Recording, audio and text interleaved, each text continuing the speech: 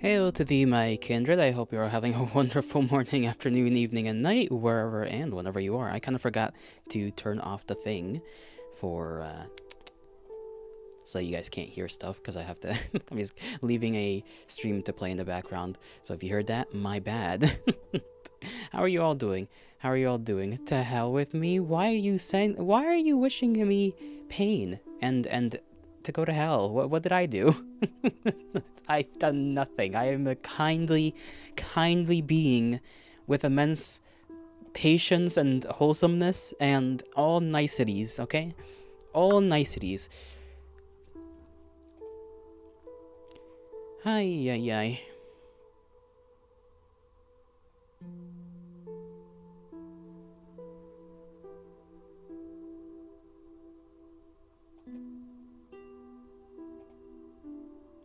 So people are going a little crazy on Twitter again because of the, what was it, the streamers?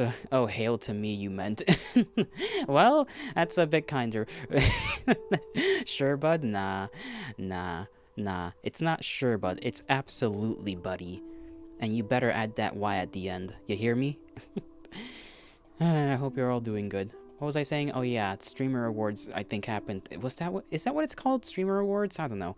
But yeah, people are going a little stir crazy. Just a little bit. A Peanut won Best VTuber award. So there's that. Interesting. You're good, sniffing glue and such? I think, wow, you and Wiki would like each other, like, a lot.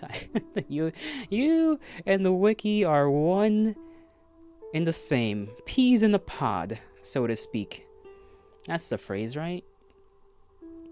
Anyhow, I have to get on to actually... I don't know what that sound was supposed to convey. Into planning the week. Because today is the 7th. Yes, today is the 7th. You do not sniff glue, you huff paint thinner. Same thing. Same bloody thing. You can see the Martians rising. The Martians? What is that even supposed to mean? Let's see, what do I even have to do? I have to get back to reading...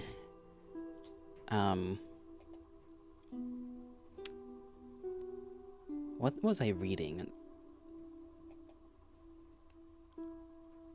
Iliad, right, the Iliad.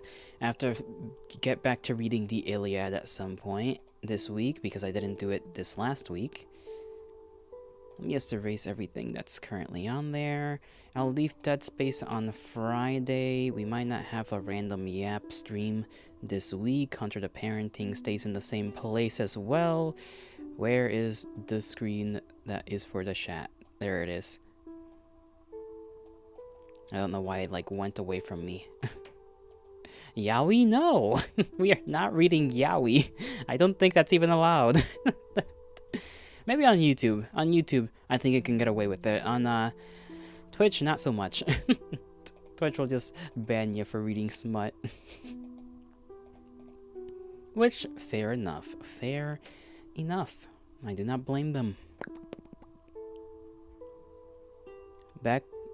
Best what on stream? Beat what on stream? You gotta settle down, buddy. We're getting a little too excited.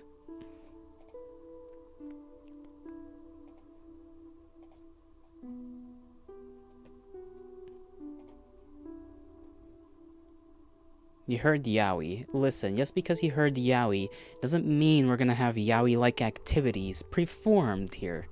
Okay? Yet they allow softcore on their platform. We cannot argue against the lords of this land, so to speak. Of a purple land, at least. Or red land, either, because they also are weird about things. Neither platform is necessarily...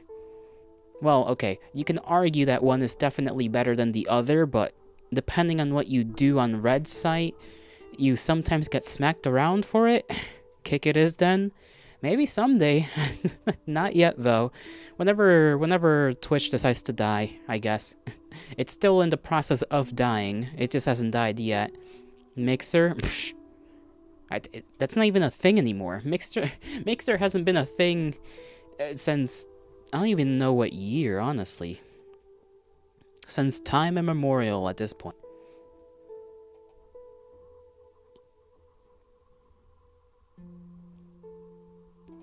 Okay, so if Dead Space is on Friday, Sunday we do the planning stuff. Saturday is that I can play. I kind of want to see actually Daggerfall maybe on Wednesday. Okay. Can I write?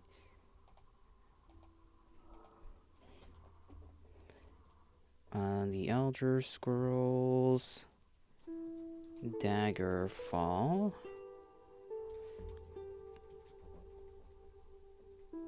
Hold on. There we go. Monday we can do the Iliad, because I gotta get through that. Tuesday, let's see, what other game do I have? Underrail, I haven't been playing Underrail. Facebook Live, wild. You know, there is, actually, if you are a South Asian or Southeast Asian, it actually might be a good idea for you to live stream on Facebook, because there is, you know, Southeast, I think it was Southeast Asians, because this was when I like watched a single stream and this random VTuber was talking about that. I think they were from Southeast Asia, and they're like, actually, it's kind of a good idea to stream that, to stream your thing on Facebook, because a lot of Southeast Asians still use Facebook. You have a full playlist of NSFW on Red site with up to several years old. Well, I mean, you don't need to flex that here, buddy. You do not need to flex that here. But I agree, YouTube sometimes lets random things slide. Like, for example, you can technically, as long as you censor stuff, play, like, Nekopara. And I mean the one with the naughty stuff in it.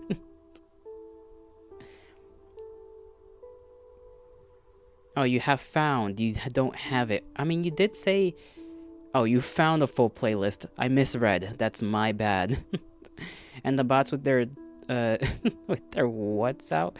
And the bots with their tits and cooters out. Oh, right. Yeah. And the, don't forget about the advertisements. You can never forget about the YouTube advertisements. YouTube is certainly a different beast. When do I want to play Underrail? I guess Thursday.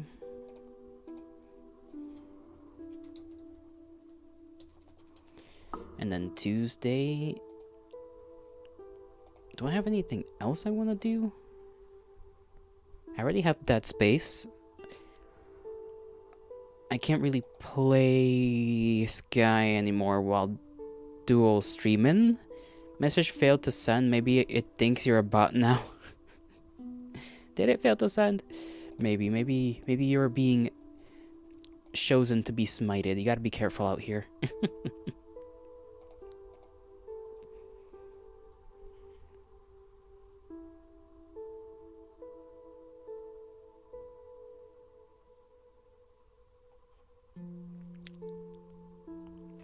My teeth kind of feel a little something, a little weird.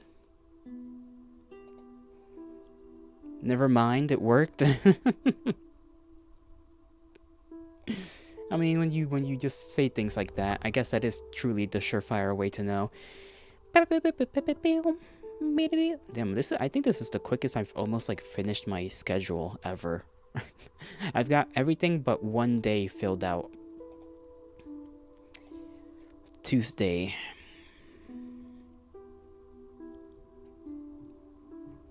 Maybe I should find a game on Itch.io. I haven't scrolled through Itch.io in a long while. Have I been able to... What? Have I been to the dentist recently? They might be rotting. No. My teeth are definitely not rotting. Thank you very much. I feel like I would know if they were. It's just that I sometimes, like, grind... I clench my jaw a bit too much sometimes. And it makes him feel weird because, like, I'm applying pressure. It's the quickest I finished? Yes, quickest I finished making a schedule. Did you not hear the last part, Wiki? I love how selective your hearing tends to be. Just checking. Do not worry. I am absolutely fine, none.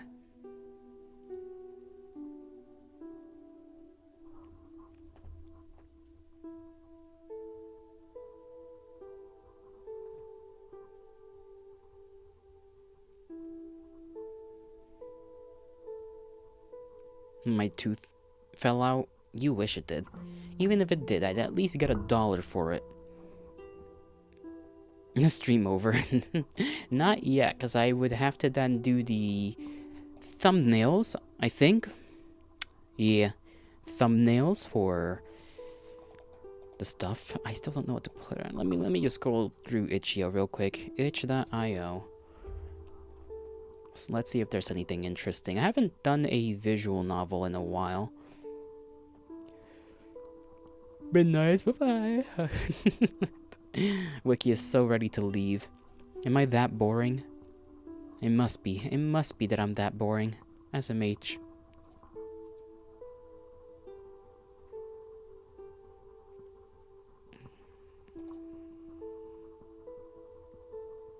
What is this game? Oh, this is kind of like a horror. Kind of a horror game, but how long is it? This is what I kind of don't like about scrolling through Itch.io stuff, is that you never really have any idea how long anything is. In terms of like any... Some people put down how long it takes to play their game, others just don't. And it's like, because if I set aside a specific stream for it, then and it ends in 30 minutes, because that's happened before, where I just play a game and it's just 30 minutes long, and it's like, boom, you're done.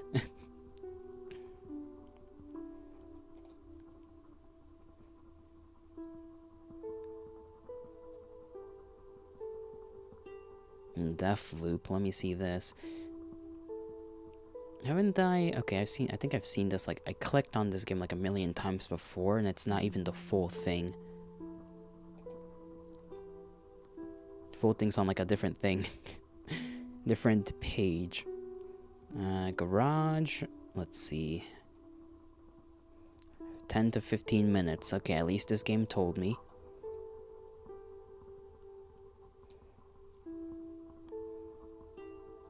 We have a freaky horror serial killer based one.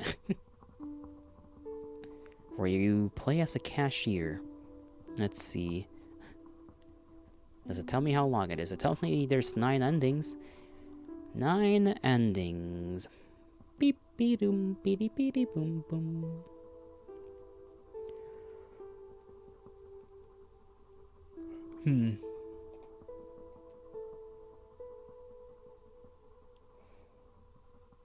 There's so many there's so many serial killer romance ones on Itch. There are too many. I mean, it kind of makes sense. People are kind of basic like that. I at this point I consider like being into serial killers just a basic bitch thing. At this point, with how many people are into that. The Cashier is freaky. I mean, it is a romance comedy. So, yeah, I assume so. It'd be a little strange if you weren't.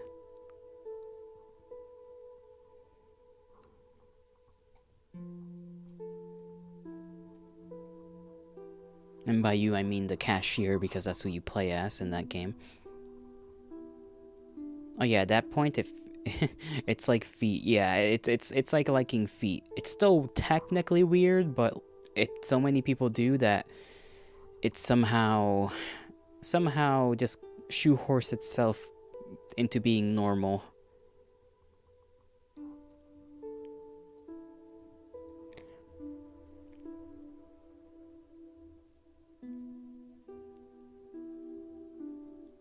Seek L, Chrome. Okay, that's a demo. That's another demo.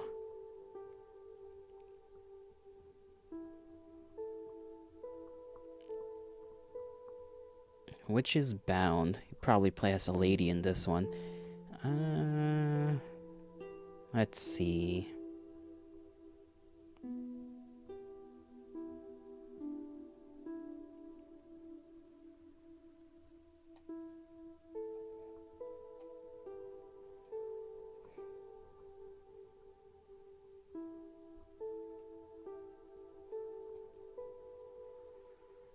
I don't know, you choose who you want to be. Okay. Okay. Innovative. They rarely do that. Armpits are getting there from what you've seen. Don't get it twisted. How do you know this? That's my question. How do you know this? But okay, I feel like for armpits, it depends where you hang out, right? Because I see it all the time with, since, you know, I like anime, I like VTubers. Hella people are freaky for VTubers' armpits. But outside of that, I'm not too sure if armpits are really catching on. You get what I mean? If that makes any amount of sense. I feel like it does.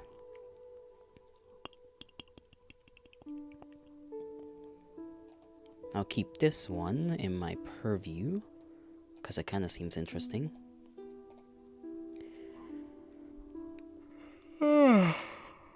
Oh, jeez.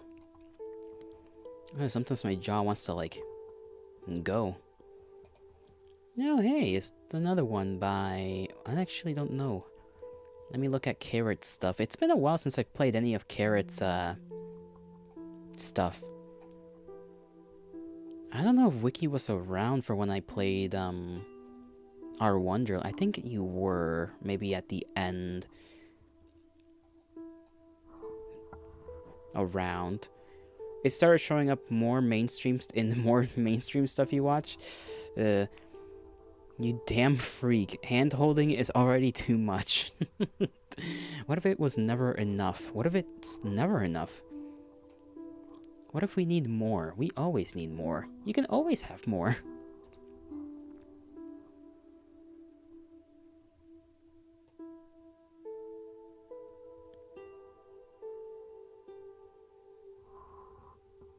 On some Slanesh shit. Listen, it sometimes be like that. Ooh, cinematic horror VN.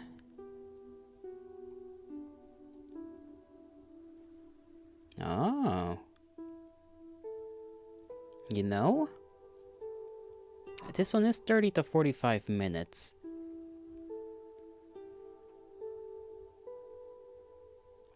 Is it a multiple and one? Okay. I see. This is like part one of a two-parter.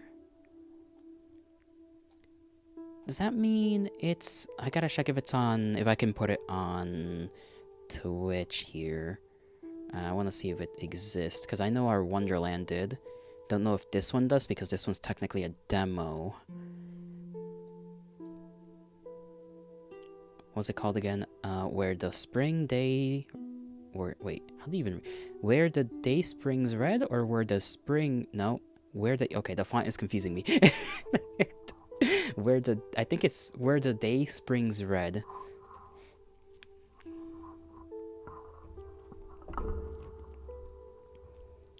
Parter? You hardly know her. I will tear you to pieces for that joke.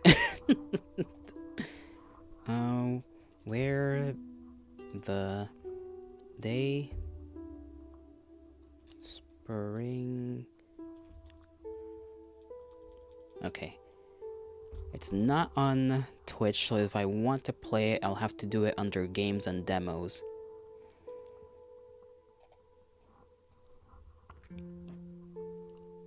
Apart, even.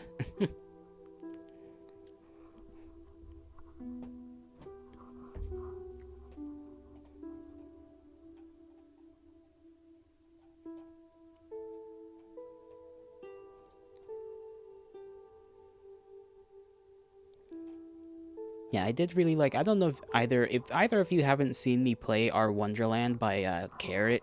The playlist is on YouTube. That shit, I love that game actually. I love that VN. That was a good one. So I'm definitely gonna get this one done. I don't know if I want to do that Tuesday. We may as well. Let me see. Is this one also short? Because there's another one. Okay, this one's like a sort of spin-off to the main thing. Well, not the main thing, but a spin-off. I'll just call it a spin-off because that's what it is. Let's see. Want to see the length of this one. An hour to an hour and a half. We could do both of these, I think, in one stream. I'm willing to go a little bit extra on a stream. You watched the FNAF 2 movie today? How was it? Because I've not even watched the first one. I hear people like it. But I myself have not really gotten around to that. Mostly because I have no interest in it. Abysmal dog shit. Oh no. It can't be that bad.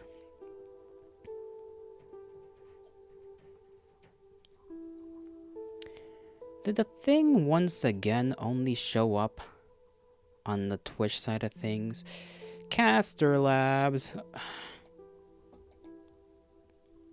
Come on, Caster Labs was doing great like a day ago. 2 days ago. Why can't it just function the way I need it to?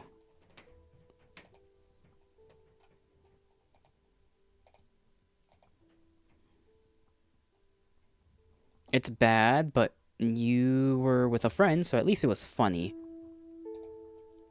You know what? That's fair. That is absolutely fair. And, like, Caster Labs really does not want to stick on, on all for some reason. Maybe I gotta refresh it. You love it when William Afton said, I always come? I always come. Freaky Afton, eh? Freaky Afton. You know, considering how the fandom was, like, years ago about William and many others, I would not be too surprised.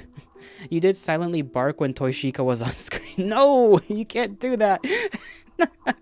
Why does that remind me of that one guy? Oh man, I forgot his name.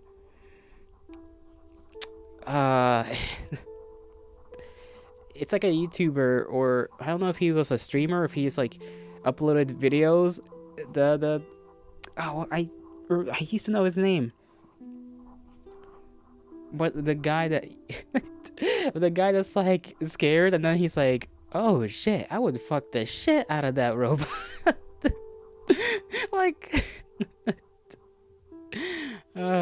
lords and ladies, what are we to do when it comes to these behaviors? Mind you, I don't actually care, but it's always funny to see when people go absolutely just caveman for a robot.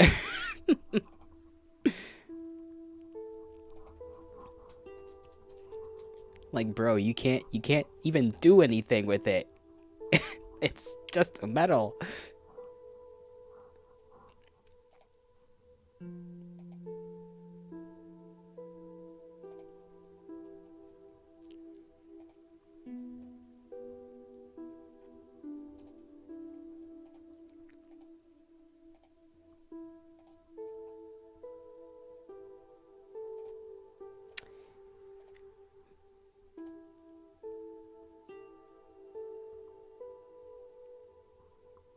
We also had the seats 6 and 7, and you wanted to throttle your friend so bad.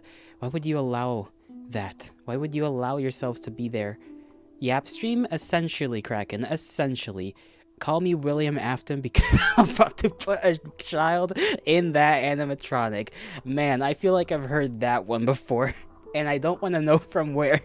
But I swear to the gods I've heard it before. Oh. Good heavens.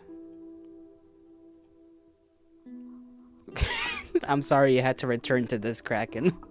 You return, and this is what we're talking about. We've somehow we began talking. Well, Wiki brought up that he watched the second FNAF movie, and then it just sort of continued on from there. It is what it is, as they say. It is what it is.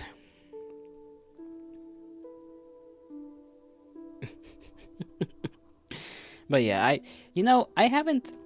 I'm surprised I haven't played any of the games on stream yet, considering how popular they were.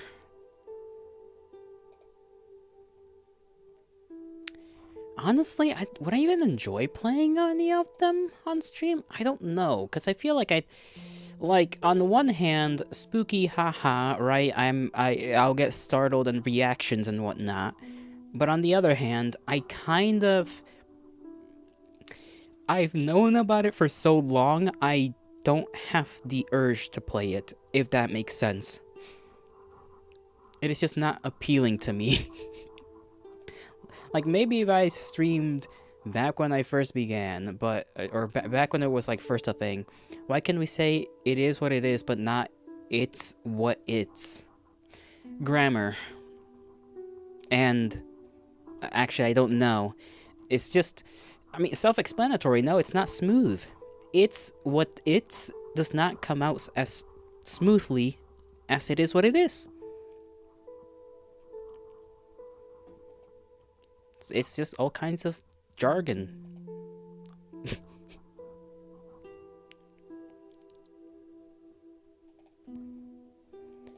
What was I doing again? Oh yeah, I'll just put random games on the Tuesday thing.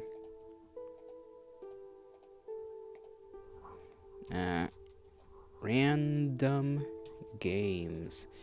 There we go. And then I have to go into my folders and erase the old schedule so that I can download the new schedule. There we go. Delete that. Download this one.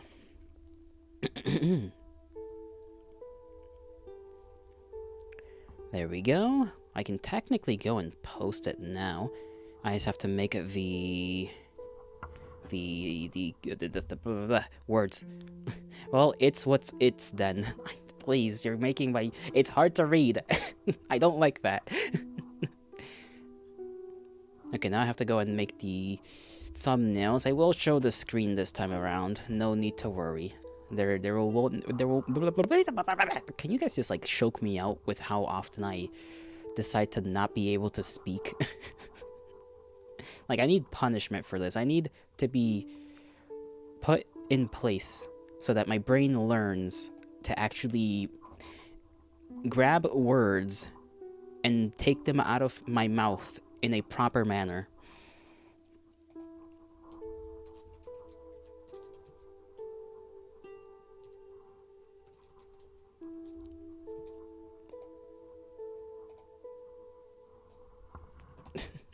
I'm either a smart fella or you're either a smart... Okay, it's clear that I'm not a smart fella. Born on screen, full name and address. You wish. You wish.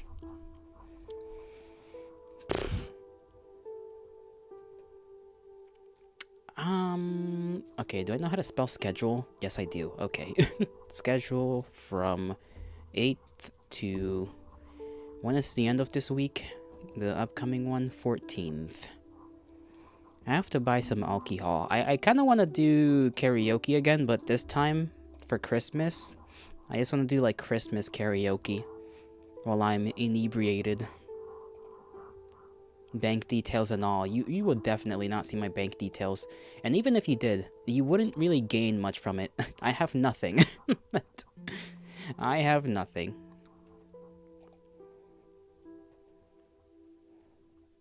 Okay, there we go. Of December.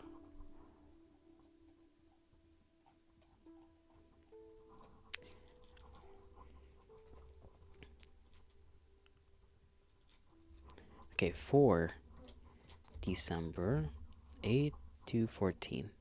Okay, post. There we go. It is now posted on the YouTube posts, and I need to put it on the Discord as well.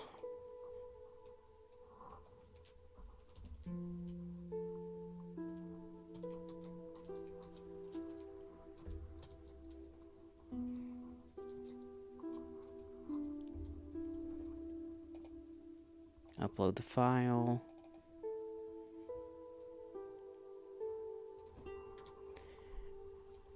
There we have it. I did kind of get the urge to draw myself, like trace over, you know, the little anime gal from Fate that goes, you know, Padoru Padoru every Christmas, and people just post the hell out of that. I wanted to like make me, but like that. Just trace over it real quick. Maybe I'll do that on my own time, to be fair. It is a bit of a time-consuming activity.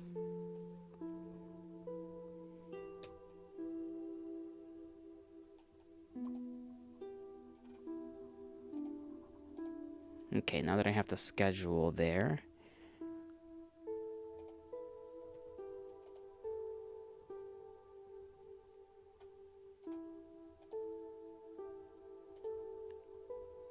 Timer, let me see. Okay, the timer is still going, but it doesn't feel like it's still going. And this just doesn't want to stay on that for whatever reason.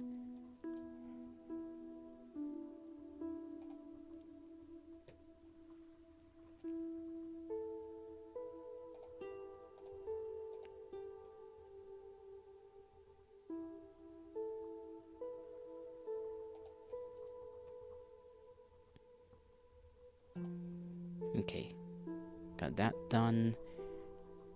And maybe I should leave that up there, actually. And I gotta make sure I download these two games before I forgot. Can I? Probably.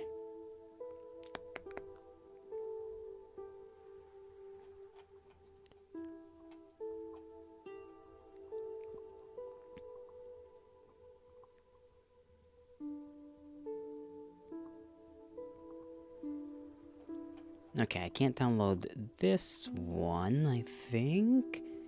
Because I don't see a link to download this one off of Ishio. Maybe in more info? No? Okay, I'm just blind. I did not scroll down enough. Why can't I just do basic tasks?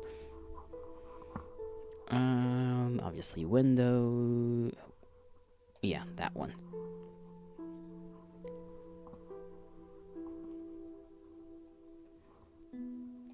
I'm pretty sure I have a bunch of other games also downloaded in my little backlogs folder, but I just haven't gotten around to them. Will I ever? That is a great question.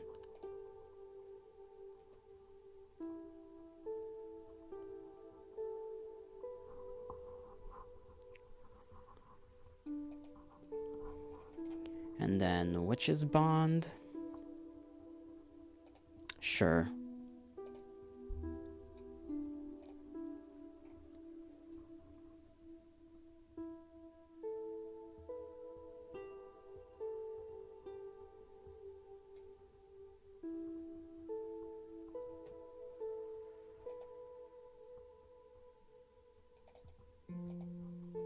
Okay. Pull up Canva. I guess I think I'm just gonna make all of them on Canva. Because I tried, last time I tried, what was it? I think it was either Photopea or Pixlr, probably Photopea. And it's something to get used to. I still have to get used to making thumbnails on that one. Okay, first one is for the Iliad. So part 3, because that would be my third stream. I did say I was gonna put things on the screen. Jaeger, hail to thee, how are you? Things are slow this Sunday, and why do I feel warmer than I did yesterday? Today was like, I mean not today, yesterday. Yesterday was just cold, and now today I feel warm. Even though I know it's not warm outside. Why does the weather just change? I can't keep doing this.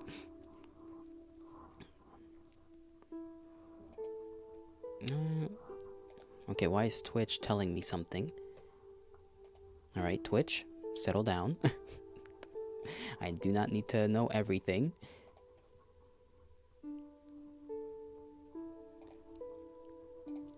Alright, let me switch over here. Oh, there we go. It's already on the screen. Cool. These thumbnails should come out pretty quickly. Part 3. Bam. I got like a million little pictures over here.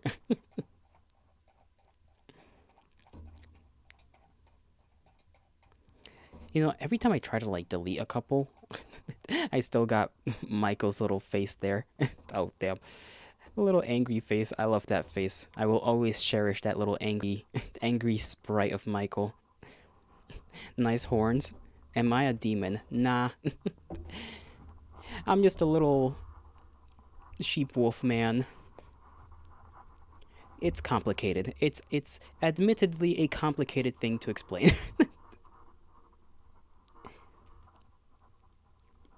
But you can touch them if you so wish.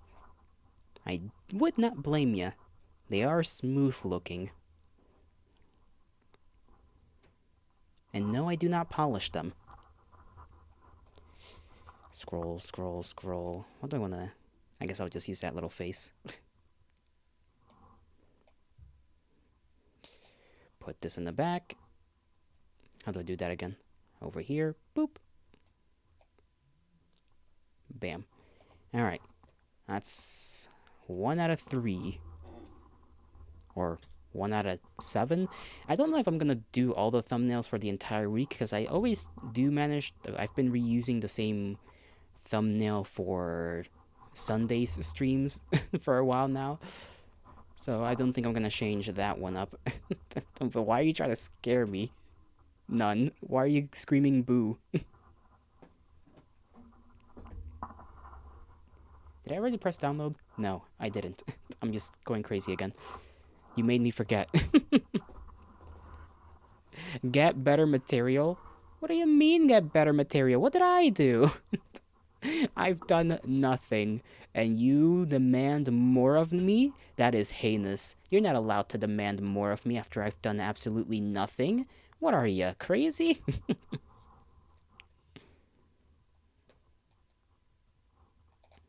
Okay, that's that done. I am gonna play The Elder Scrolls again. Where was... Oh, right, I forgot that I did the last one. Not here. I don't know if I collected another screenshot on Daggerfall. I don't think I did. Yikes. What did we even manage to do last time? I know we did get a letter. So maybe I can make up something. We'll just call this the Daggerfall. Daggerfall. TH. No, that's not. Well, THB. There we go. For thumbnail.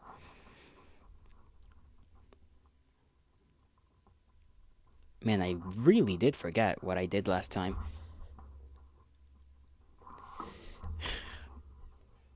Something. We just grinded, didn't we? We just, like, went around, did a bunch of missions.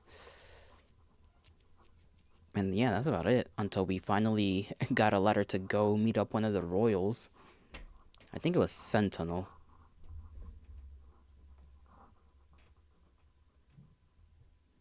Assuming I'm correct. Now let me head over here to download maybe like a little PNG of like a parchment. A little scroll, little old school letter that is hopefully not facing, I guess, the viewer, but facing away. Because if I can't, well, that's gonna ruin the 5-second thumbnail I wish to make. Parchment.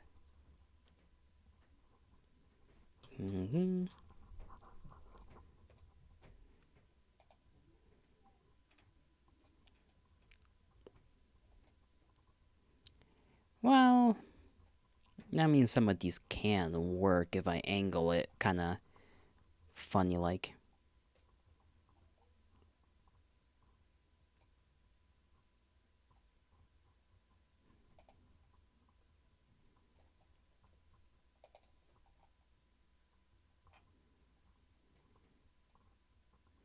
You know what? I'll use this one. This one's fair enough. Vintage scroll, sure, call it that if you want.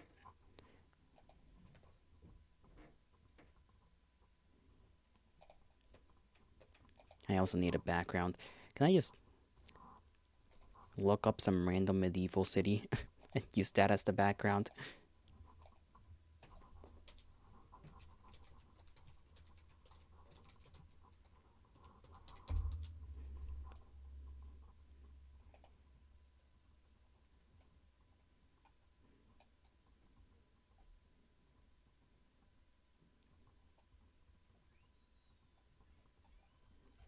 Maybe it's better if I actually use like an actual photo of some real European place. Cuz you know some of those places are looking pretty ancient still.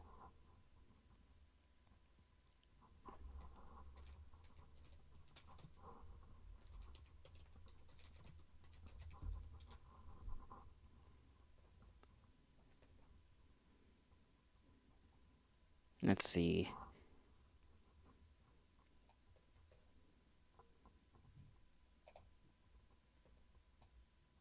Oh, this one's a drawing, but this could work. I would just have to change the color of me when I insert myself in there.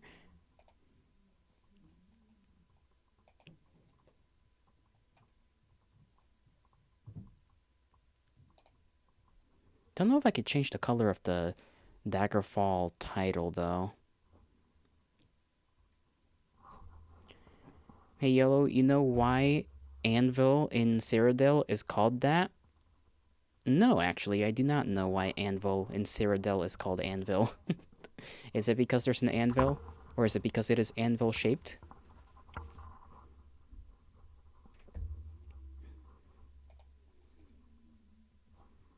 Okay, take that.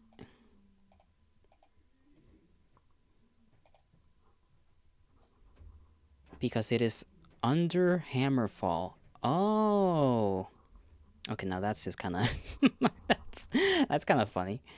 Kind of funny, but a little creative, I guess. Assuming that is truly the reason. Okay, download that and download this, and let me put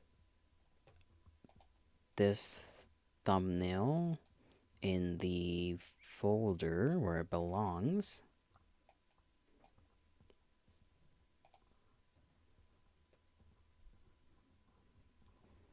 Okay, grab that, do a little bit of this,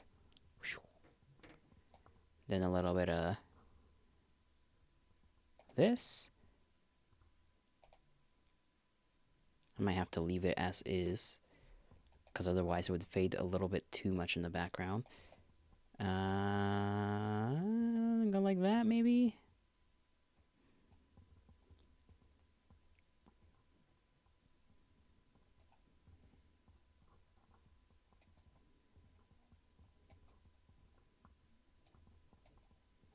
You know, I did forget to be femlotl this last week. This last Friday, I should say. And I always promise femlotl. I forgore, okay? I forgore.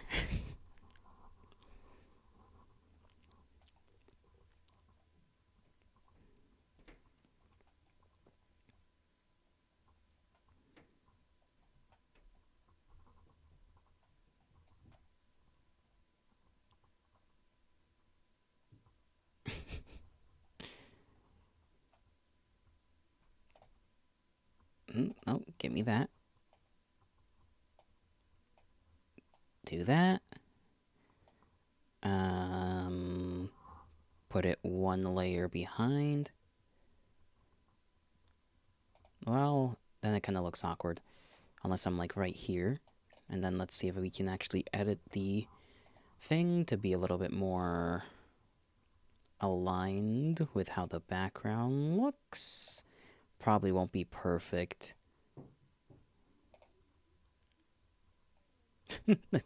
More so because of the eyes. We're getting a little closer.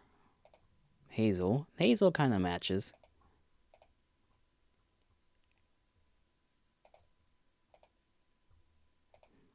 There's antique. Antique doesn't really fit. That certainly does not fit at, at all.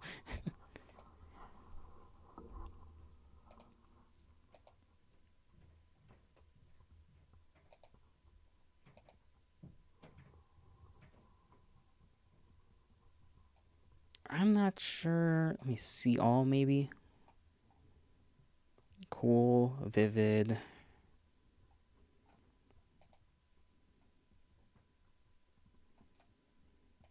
You can change the intensity.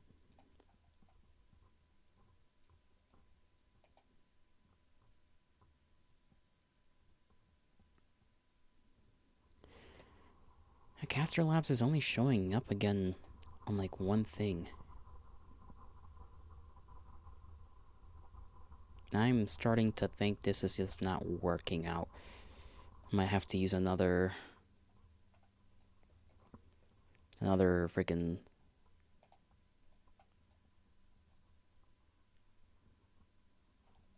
multi-chat thing, which is annoying because it should just work and it just doesn't.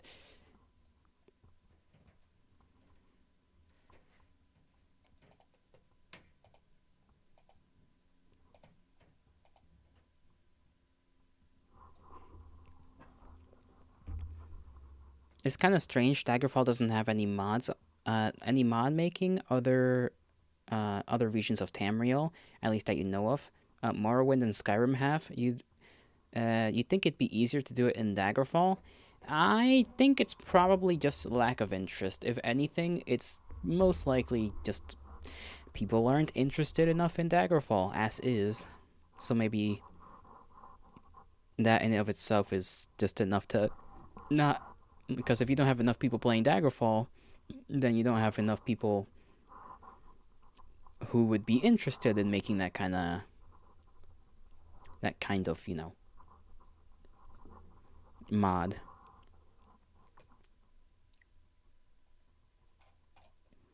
But that's only my little theory. Maybe it's harder to do exactly that within Daggerfall for some reason.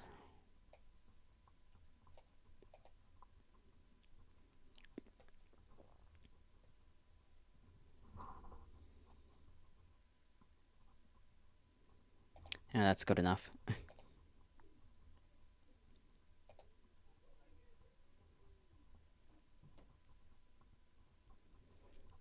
Okay, put this. True would be cool though. It would. It would.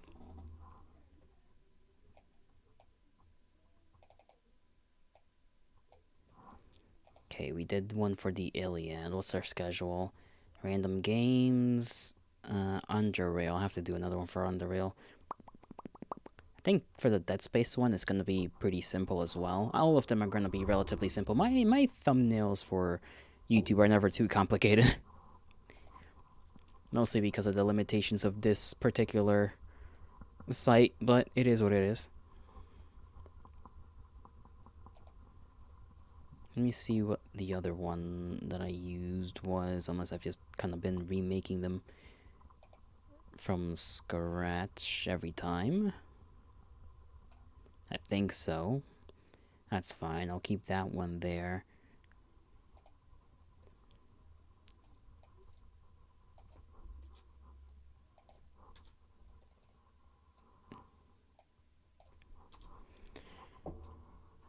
Under rail thumbnail.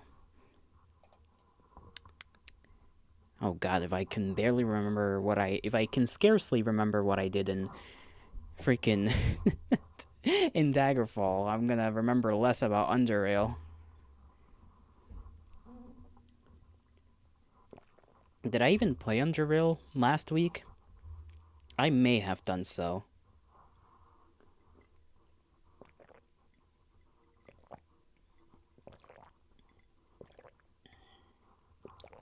And I'm sorry if you could hear me drinking water. I did not mean to do that so close to the mic.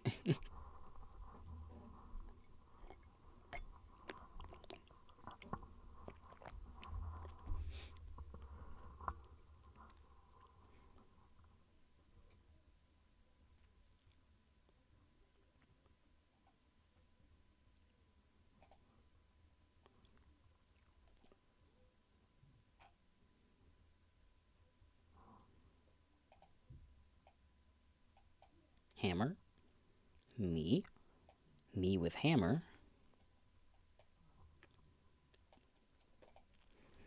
Probably just gonna be me in a cave and like I'll add some sprite of some creature there. Let me get rid of that.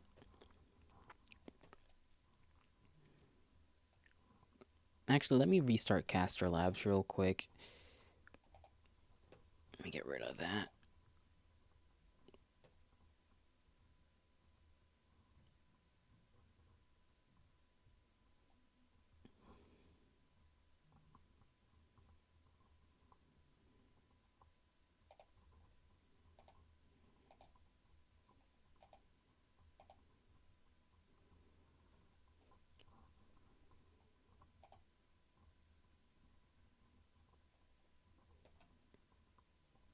Not that one, that one. Refresh. Maybe Caster Labs will do its thing properly this time around. And if it doesn't, I'm just gonna kick its ass. Simple as that.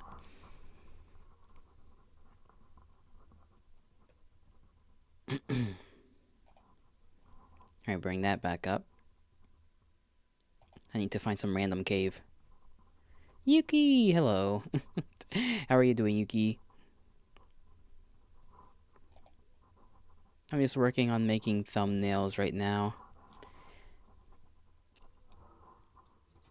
Cave. Let's see. Dark cave. Tired? Understandable.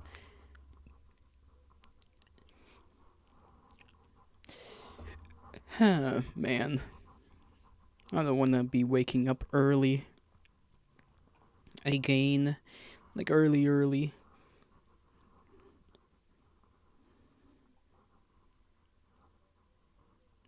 Okay, I can't find like photos of like an actual... Okay, there we go. This one's grainy as hell though. It's not a good one. Why aren't there good pictures of caves? Your ears are... Or your head hurts. Ears are ringing and your eye is twitching. Are you sure you're doing alright, buddy? You might need an apothecary, perhaps. That doesn't seem necessarily pleasant. And your throat hurts. Ah, Jesus. You think it's probably not your medicine, I don't think, because I feel like if it's fine, are you sure? Because it doesn't sound necessarily fine. Just tired? If you say so.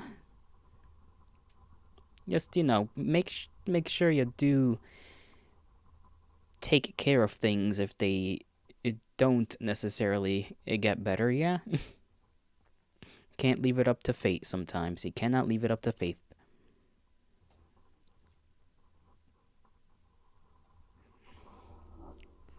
You took your head pill, but it still hurts. Huh.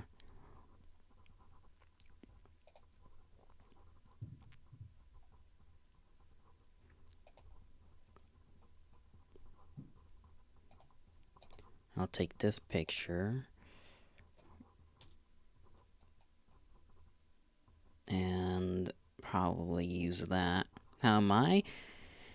I'm doing alright. I can't complain. I cannot complain. A little bit, how one would say...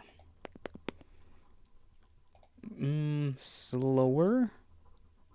A little bit slower feeling. But nothing bad. Nothing bad.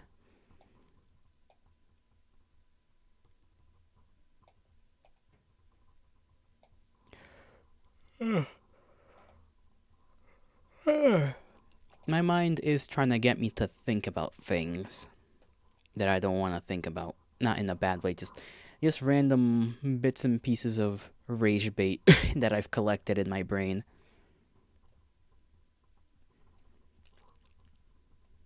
I also can't get Caster Labs to work the way I want it to, which is just bleh. Think about gay. Well, if I do, I'll just start thinking inappropriate things. Do I have... I guess I do have technically like one sprite. What am I afraid of when I play Underrail? To be fair, the bugs are pretty scary. The bugs. Let me see. Do I have the sprite of the freaking beetles in there? The Psy beetles? Still cannot believe just how difficult it is to deal with psychic beetles.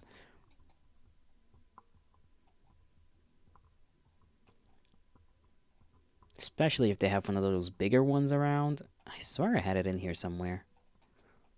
Okay, maybe it was erased. I may have erased it from my little... No, no, there it is. Okay, we're gonna need like 3 of them. I'm gonna make them slidey faded. Okay, flip, flip, and then maybe keep this one like that. Rotate slightly, increase size, kind of have them be... Nope, this one stays here. This one a little. This one's gotta be faded. Not in the sense that it's gonna be like high.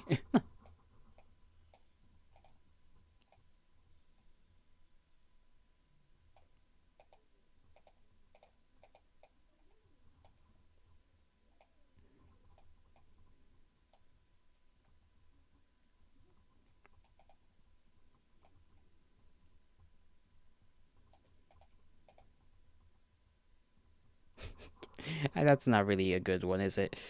Alright,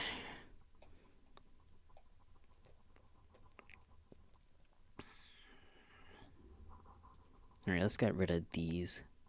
I think I can come up with something better.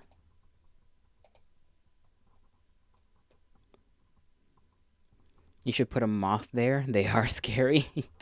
You are still going on with the idea. Okay, that one moth you showed, pretty frightening, but not for the reasons you think, okay? Underrail sequel to the critically acclaimed FPS Undertale. You are neither scary nor evil. A little bratty, perhaps, but never evil. Never. You couldn't be. Even if you were to inject evil straight into your blood vein. It is just not possible. Maybe this should just be the thumbnail. Just a dark cave and then me with a hammer.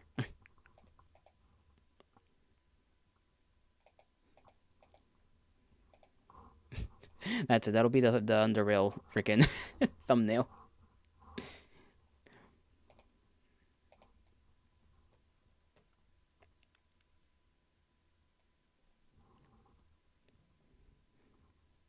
You know, maybe there is a little PMG for some, like, little glowing eyes in the dark. Hold on.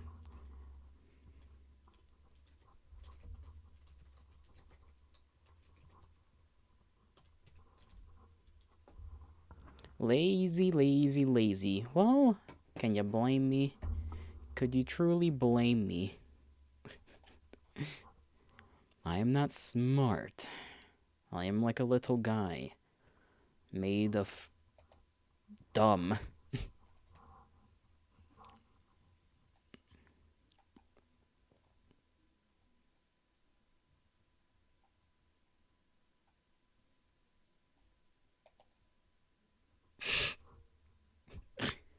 Like this. Okay, there is another. Oh, you do blame me. None, you do. Well, aren't you just a chap? Aren't you just a lovely, lovely individual?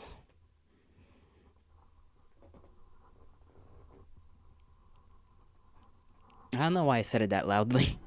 There was no need for that. Zero need for that. Can you unpreg him? I, I don't know. Ask him yourself. Don't ask me. I'm not getting involved with anybody getting freaking empregged, alright? That is between you and whomever you wish to empreg. Brain smooth results to slide off. Precisely. Okay, there's a kind of funny little thing I could use to just slightly show it in the dark. Why can't I speak correctly? You'll see. You'll see. Okay, bring this. Get this. Download it here. I forgot what it was called. Get that there. Do a little flip. Make it fade. And then just kind of have it hidden back there. If I can. There we go. What about that? Is that better? That probably slightly better than just having the darkness there.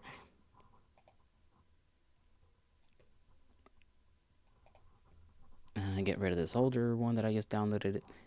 Take this one. That'll be the new one. It sucks like me. Damn. You will unpreg me in Discord. What? What? Alright, now I'm just concerned. I am simply concerned. Also, welcome, Casador. I don't know if I've seen you around, but welcome. Alright. What other ones do I have to make? Oh, I just moved the whole thing.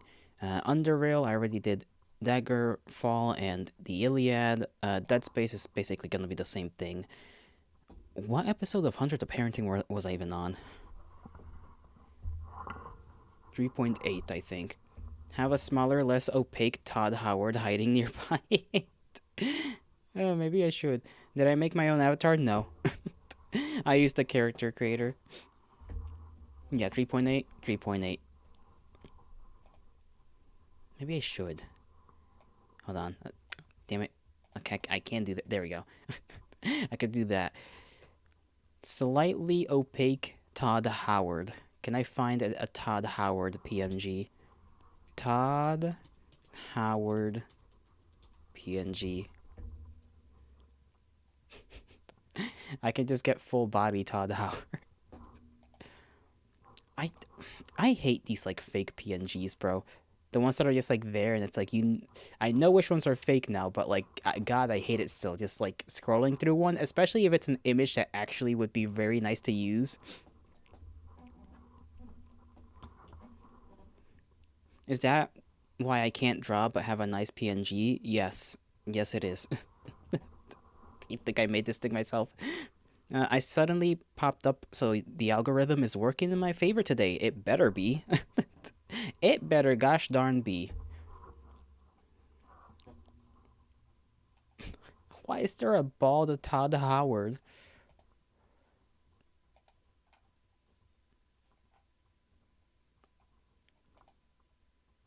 I do wonder if I can use this or if this is also another fake PNG. It probably is. Todd Baldward. Hold on, you'll see it, assuming it works properly when I decide to post to upload it on the thing. Please let this work correctly.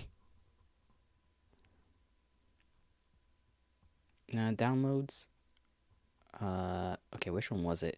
Damn it, this is why I need to name things whenever I actually download them. Okay, refresh. Is it this one? No, that's the cave. Is it this one? Yes, it is. And I don't think... No, okay, that's not a real PNG. Gosh darn it. I wish it was, though.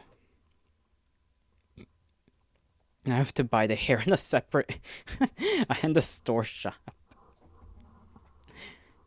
The Atom shop, dude. I still can't believe they've basically done that. I'm too popular for you now. What do you mean, Yuki? You can't leave me. That's heinous. I'm not nearly popular enough for you to be leaving me. Also, yeah, what was his? I don't know what the hell Bethesda is on. Anytime they basically come out with anything, feels like everything they do is fraudulent in some way, shape, or form.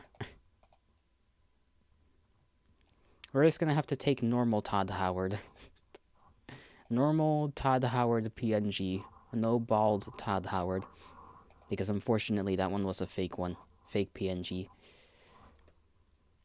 SMH.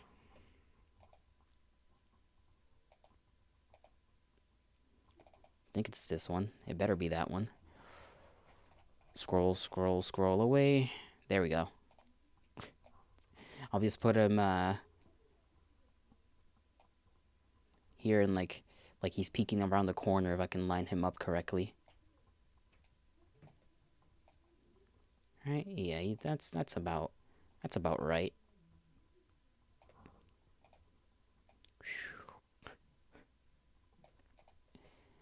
What percentage is this one at?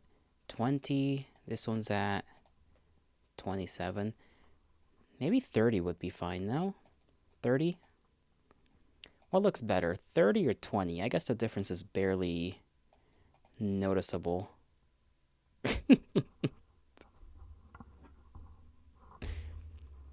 It's a small indie studio. Give them a break. They're busy trying to stay in business. Oh, sure.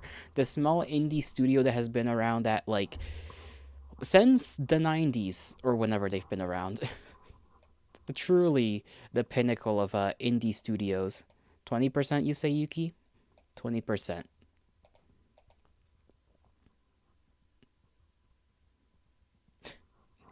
Wiki, send yourself into the goddamn exile for saying 21.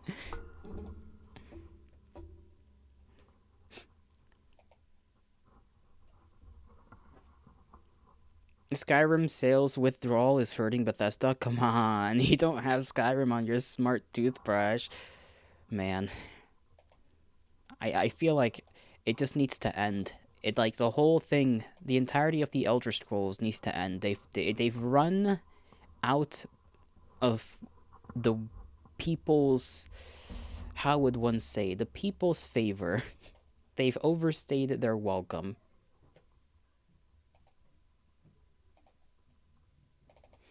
Now, is this one the one that I made? Okay, yes it is. So put that in the folder.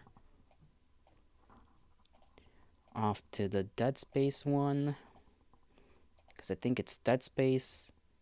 And then Hunter the Parenting. So I'll get rid of that. I don't know what to do with Dead Space's thumbnail. It might just be literally the same one. Skyrim bidet port. Not a bidet. You love Elder Scrolls? Hate what Bethesda did to it. I feel like that sentiment is common with basically anything Bethesda has touched. Because bro, the best Fallout game, in my opinion, is not even made by Bethesda. So, they ruin just about anything they land their hands on. They're grubby little grippers. Filth everything it touches.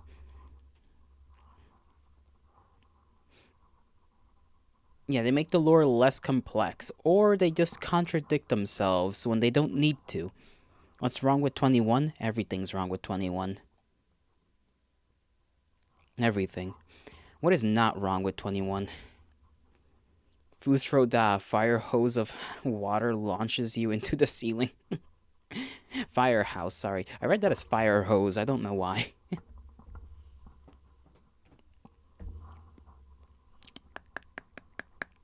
I can clank my teeth against each other pretty darn hard. It kind of hurts.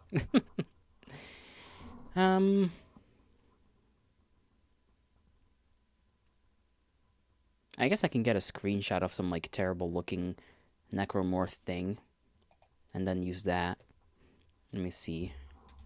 Dead Space 2008 Necromorph. How do I spell necromorph?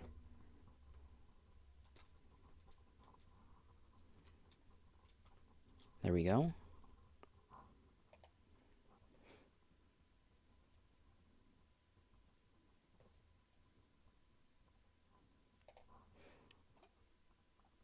Obsidian offered to make more Fallout and even Elder Scrolls games, but Bethesda refused because they wanted to be the ones to actually make something good, but they just don't have the skills. They have the time and they have certainly the money, but not the skill to actually make something good. That's my forever lasting non-hot take.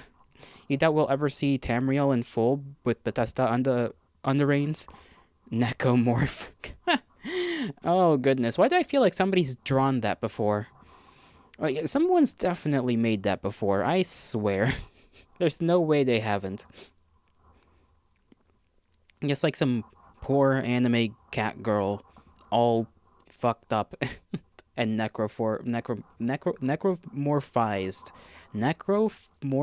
That's a hard word to say. Necroformized. Using the same engine since 2006. They really cannot spend like 5 seconds trying to fix or make something new, really. Okay, that's a GIF.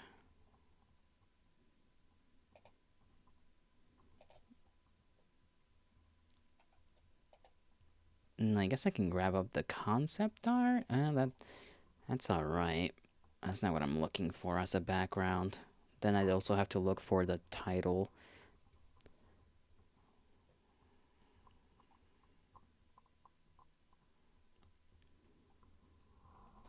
Yes, a normal necro with cat ears stapled on it. What an invention, what an invention.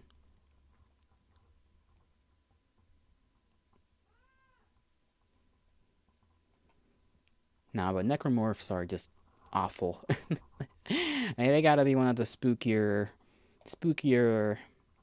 things when it comes to that kind of hive mind creature. Even though there are others that would definitely outcompete it in the competition of hive-minded entities, necromorphs are just... They just really like using what's there, which makes it turn out to be a lot more horrifying looking. Because with other things, it's like, okay, you have the Tyranids from 40k, right? They eat you, they take your biomass, they make something completely new. Is that thing also terrifying? Yes, but it's like a separate creature, essentially. But like a necromorph is just like, yes, human form, let me just like rip apart these bones, use these bones as knives, take these bones, mess them up this way. Human doesn't need this. We'll just leave those there. And it comes out with this awful zombie looking thing. Recycling. Yeah, exactly. They're great at recycling. I still haven't been able to find like a good picture for a thumbnail. I guess I was here, right? So I can...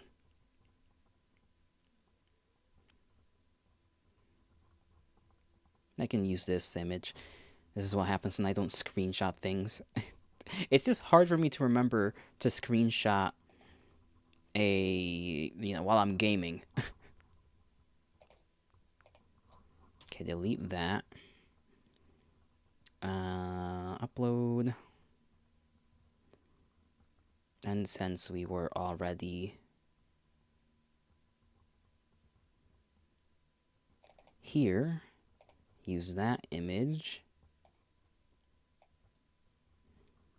Put it in the back. Go. Wrong thing. Go here. Tilt that way. I need to find a title now, like a little PNG of the title itself. Maybe lift it up a little bit this way. There we go.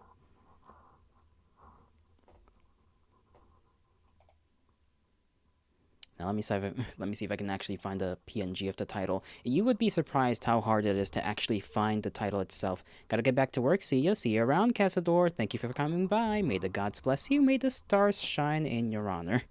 May we see you some other time. Dead Space 2008. That's 2006. 2008. Title. PNG. I've tried to find like just a title for so many games.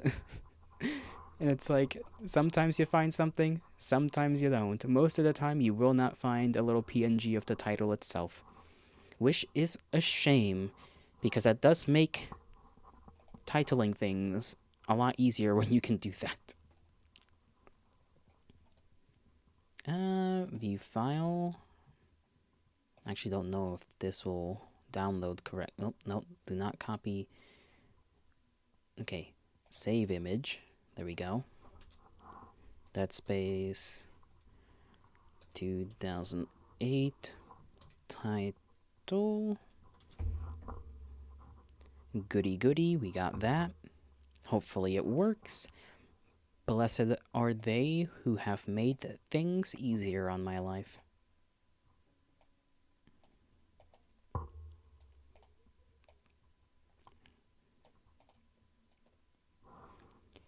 And what should I add over here as text? Do I have little... I can twist this way.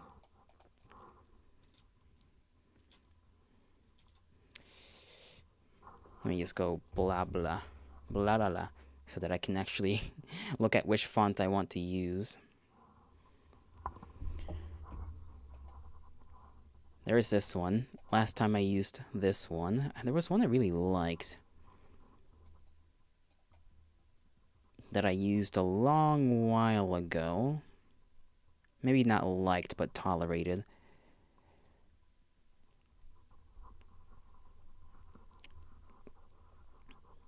It was good enough for the job, at least. Good enough.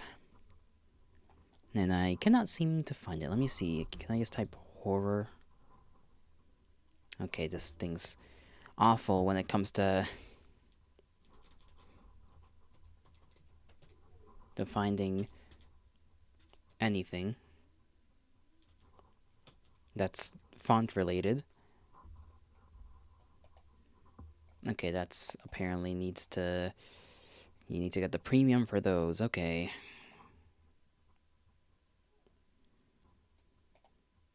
This one wouldn't really make sense.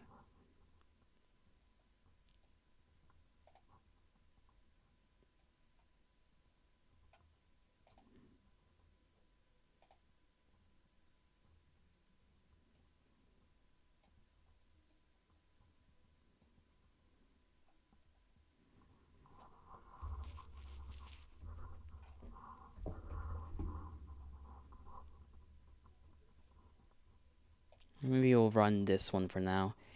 Let's put it at 80.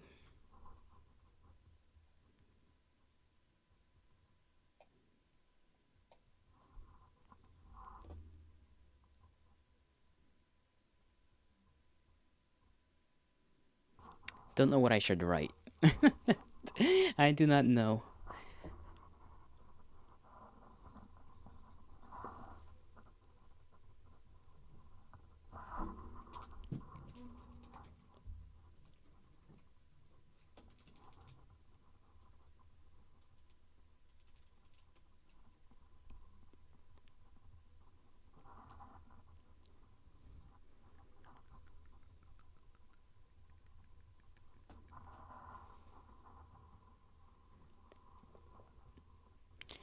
Let me use the bathroom real quick. Hold on, let me type something in there. This website also has the tendency of like deleting the entire like little writing bar thing. If you leave it like that and then you click off of it, it just disappears. So you have to leave at least a single letter in there. I'll be right back.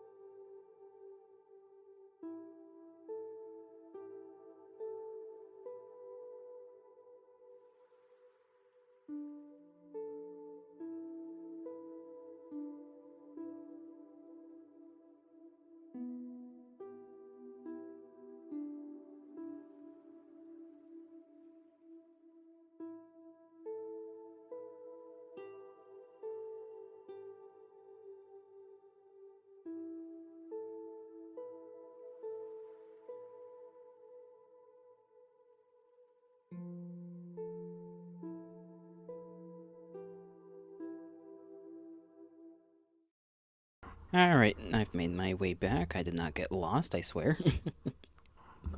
Blech, that was nasty. Freaking burped, and I could taste stuff that I've eaten, and that is not nice.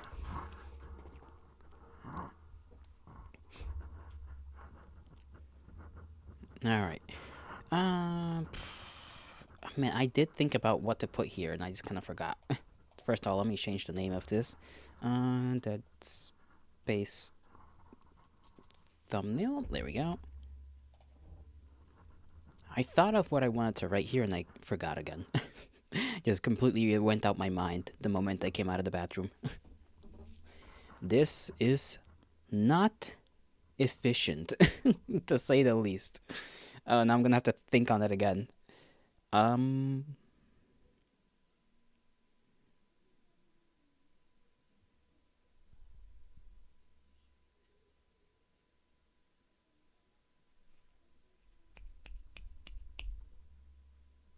it was right there. It's on like the front of my brain.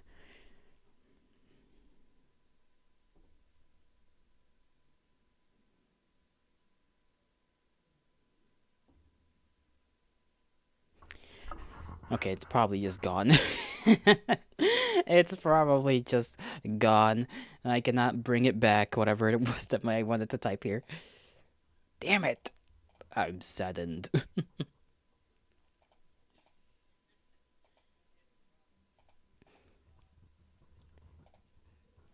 Maybe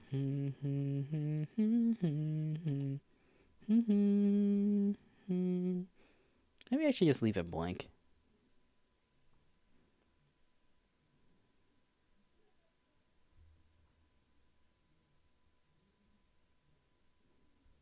Sure, I'll just leave it blank. But then it feels empty, you know? It feels empty.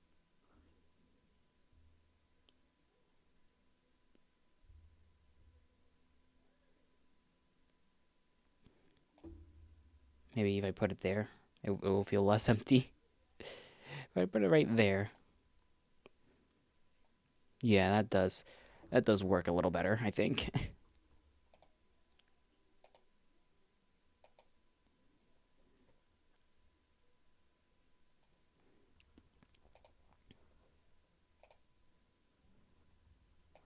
Put that in the appropriate folder for the thumbnails.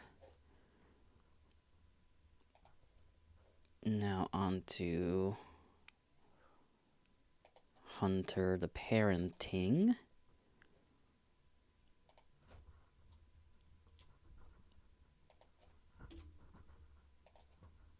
Bam. Bam. Bam. Bam. I always make sure I switch the sides of this little box. Delete this one as well. Go over here. And this way. 3.8 was the one we were on, so let me grab the thumbnail for that.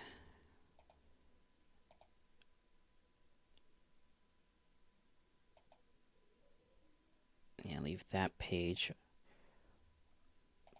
YouTube.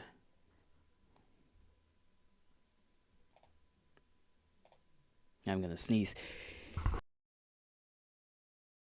Well, at least I didn't blow out a lung this time around.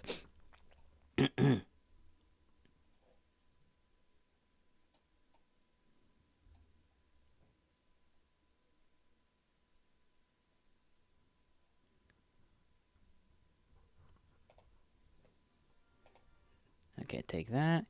3.8, so copy that link.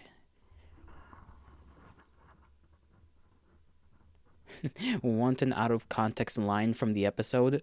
Sure, sure, why not? Lend it to me.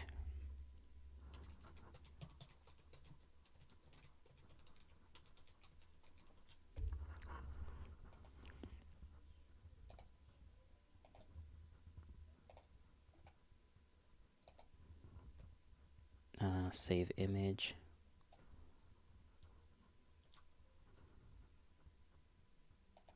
replace that.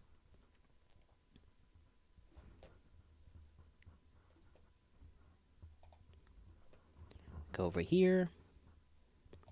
Download. Probably that. He will set this one as the background one. That's gonna be blurred out.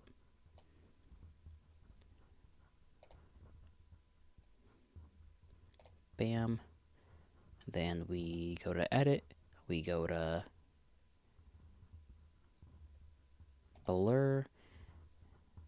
Whole image. I always leave it at 50%. 50% blur. They pull your soul right out of your sphincter. No. What could that possibly be a response to? Goodness gracious. I might use that. Just out the sphincter.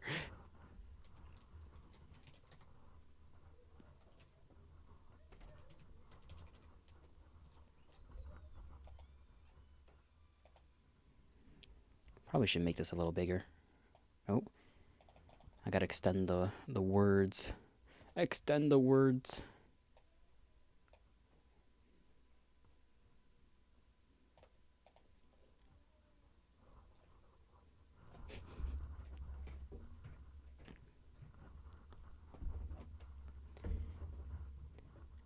Hunter, the parenting thumbnails are pretty easy, pretty straightforward for me. And I quite literally just copied somebody else's like little template. I just saw somebody else that did reactions do it like this, and I was like, you know what? I'll just take that. I'll just be borrowing that real quick. That style, mine.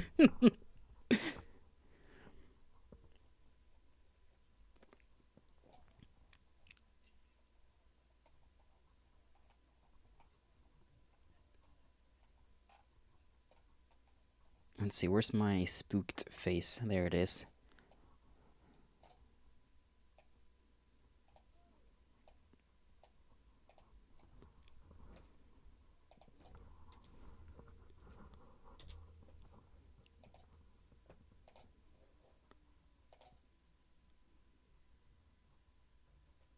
Maybe I should make this last part right here yellow, actually.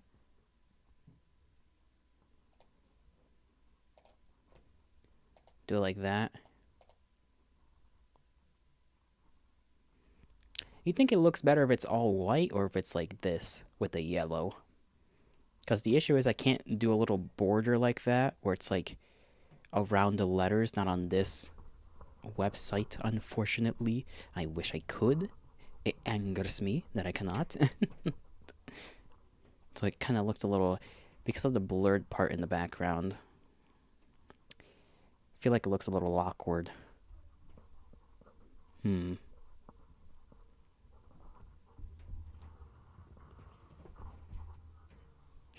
Yuki, why are you gripping me? why are you gripping?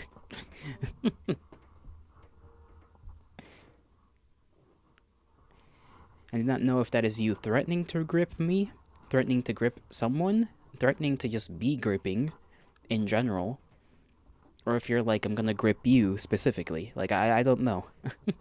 You are not is your response. Not what? Which one of those are you not doing, and which one are you doing?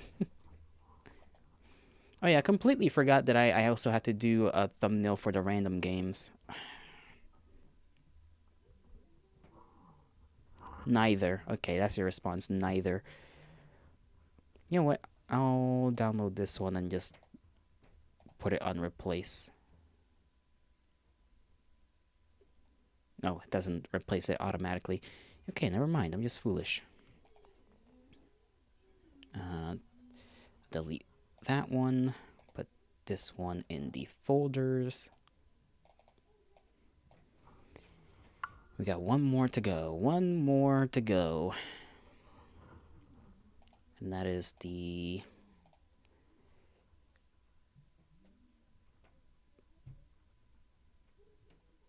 I guess I could grab this one up and make a copy of it and just do that. let's see. Make copy. Yes, make a copy of that.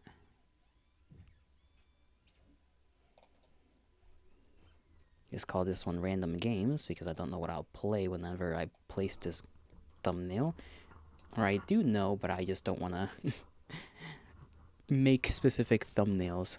Because if I play multiple games in one go, then it's kind of hard to make a thumbnail for multiple games in one stream.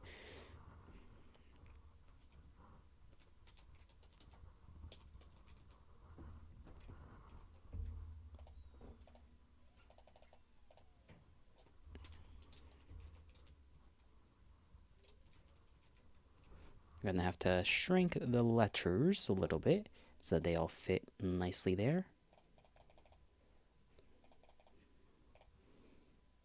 Center them. Okay, that is centered. Maybe replace this little face with another one.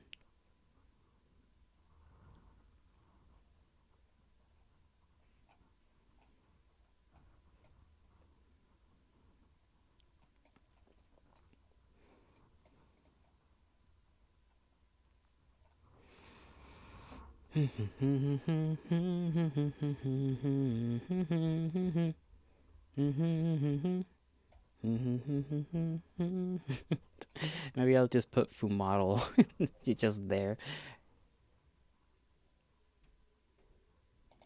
Yeah, sure, why not? Happy little Fumaro.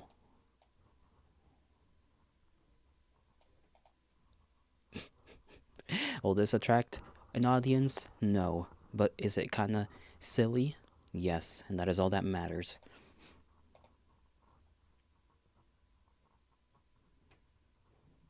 There we go. Done with that. Now I just gotta go back, go into the whatchamacallit YouTube studio, make a title for every single one of these things and put them on the schedule, you know, the automatic kind of YouTube schedule thing so that they're there and seen by anyone that pops by and clicks live on the, you know, channel, I guess. Let me just put this thumbnail in its appropriate location. Where is it? Where are you? There you are.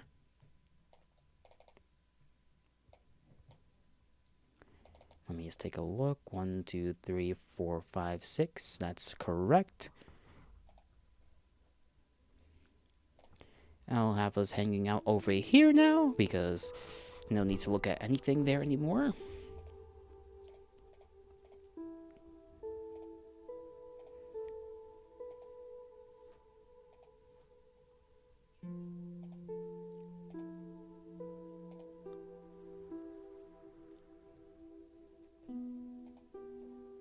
YouTube Studio.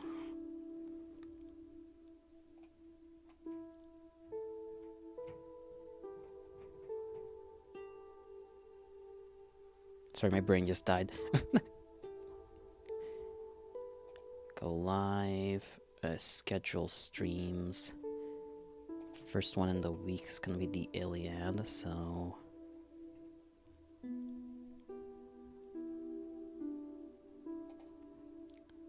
reuse settings.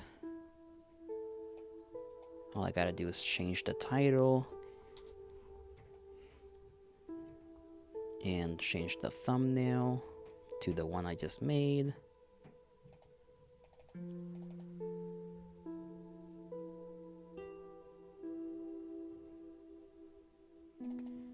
There we go. Title. I'm not very good with titles either. What book were we even on when we were reading the Iliad?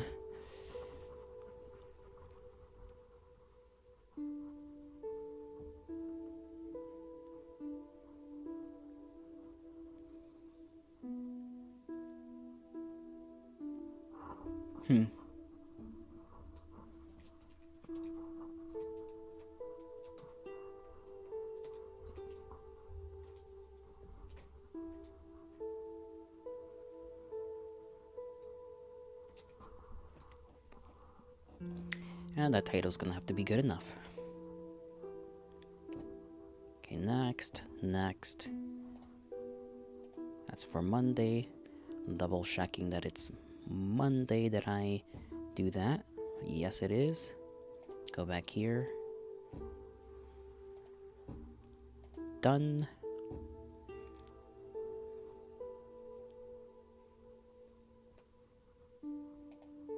Go back.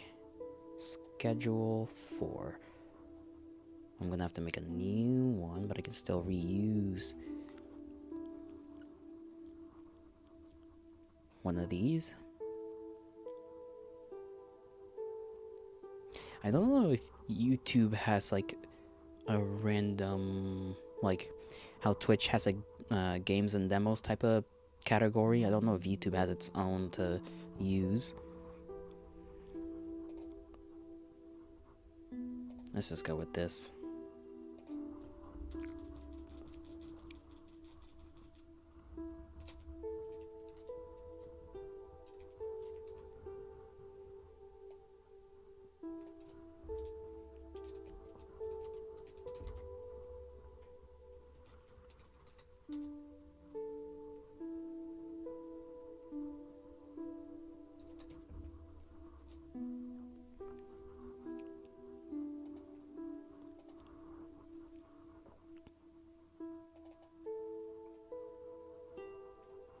Let's see, because I highly doubt. I forgot the title of the thing, and it's two different ones, so it kind of doesn't matter.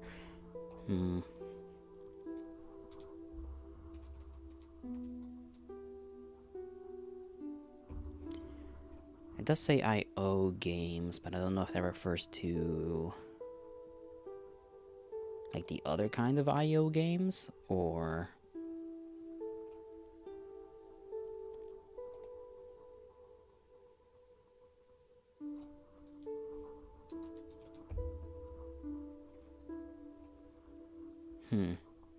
Okay, game title is an option, so I technically don't even have to place it there.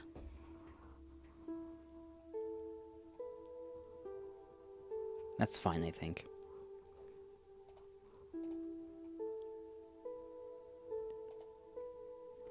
It's for the 9th, because the 9th is a Tuesday.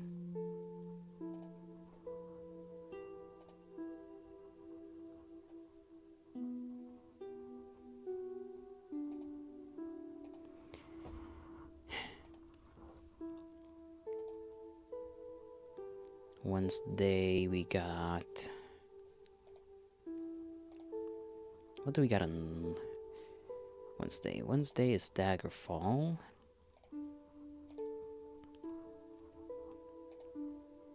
Reuse.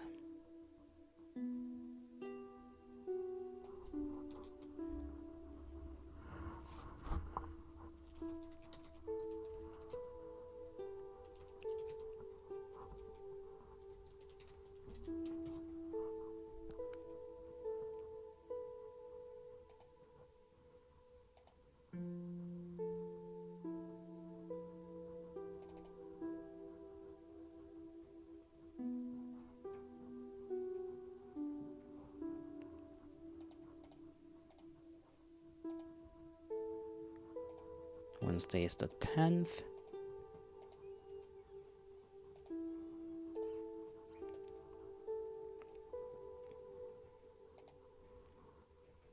Thursday is on the rail, okay.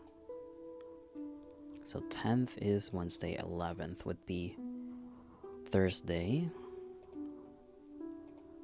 We play under rail. Do I have one I can reuse? There we go, reuse settings.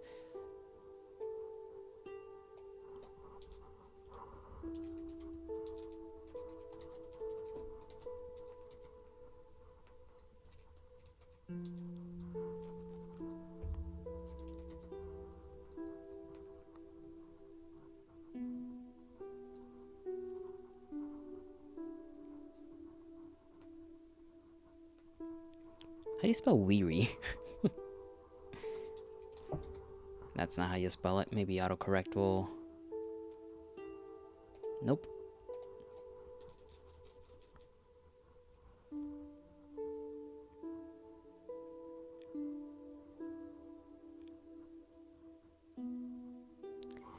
kind of don't know how to spell that. Huh.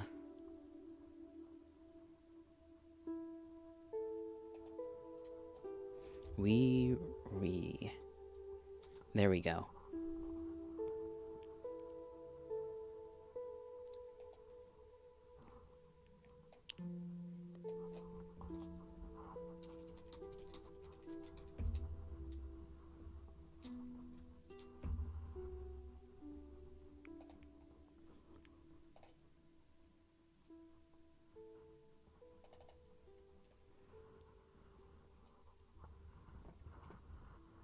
Me?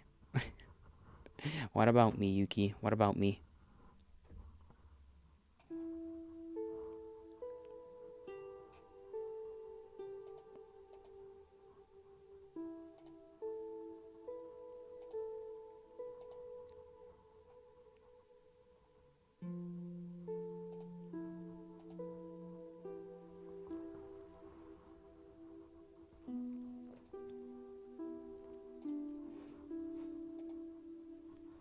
Alright. So what now? Well, right now I'm still typing. I'm just putting the. I'm actually making I'm scheduling the streams right now on the actual YouTube site. So after I finish that, I don't know. We'll have like an hour left. Why is there so many ticking sounds in that small box of an alarm clock? The gears, I imagine, are moving around. So there is that. Can you not perhaps put it slightly further away? Okay, yeah, sorry. Sorry if I did not communicate that earlier. But yeah, that's what I'm doing right now. I'm just actually scheduling them on the YouTube site so that when you click on the live section, they should be lined up there as upcoming. Because some people might not see the post itself that I posted in the YouTube posts, or obviously if they're not in the Discord, then they're not gonna know it either because they, you know, are not on the Discord, so. Burger Creek, please, Lord, Master, Stud. Hey now, you be careful with Stud.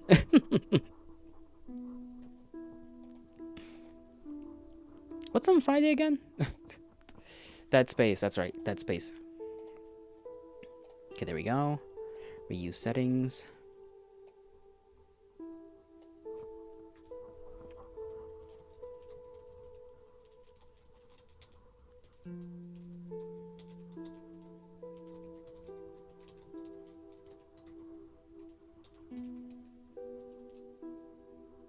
Friday, your day? Yeah.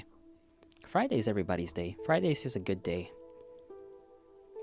Change the thing. That one.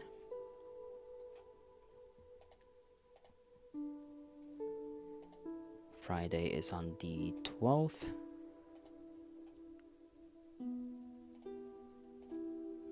And then one last thing. Why is tomorrow Monday? Because time is ever moving and never settles like a...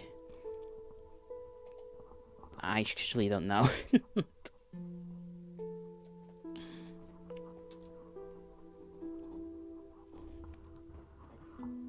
But yeah. Wiki is freaking out about Wiener. Wiki ruined everything. Now. Don't be too dramatic. You're going away? Okay, Yuki. You rest well. You have a great night. Try to sleep as best as you can, and I hope you feel better. Pendulum swings of your college semester and no class tomorrow. Aren't you lucky?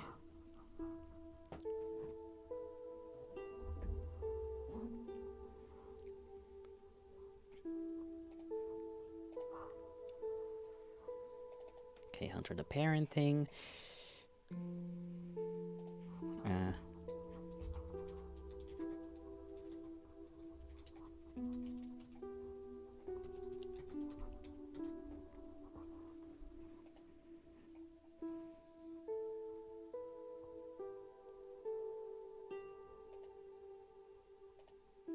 My organs have been making a lot of, like, sounds recently, and I'm not, you know, nothing hurts or anything like that, so I'm not worried, but it's a lot of sound. A lot of, like, gurgling and bubbles and whatnot, and I'm like, a little sussed out by that. 13th is Saturday, correct. Even if I somehow mess something up, I can fix it later. There we go. We got essentially the whole week lined up. I'll worry about Sunday when Sunday comes.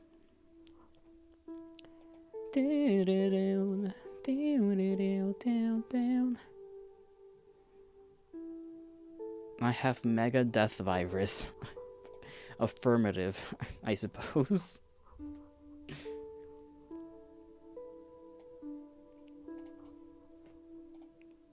Okay.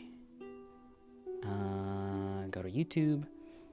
I guess we can try and watch a Burger Krieg video. We'll probably have to make sure I don't talk much or pause much.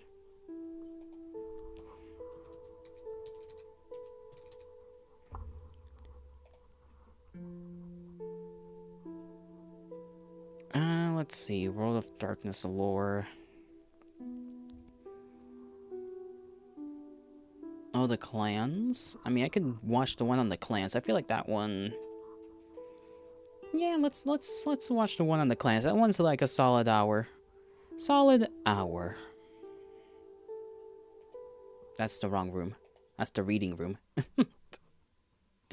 Talk as much as possible. I am not a yapper, mind you. Terrible blood gods. Alex Jones was right about wizards is a wild, wild thing to say.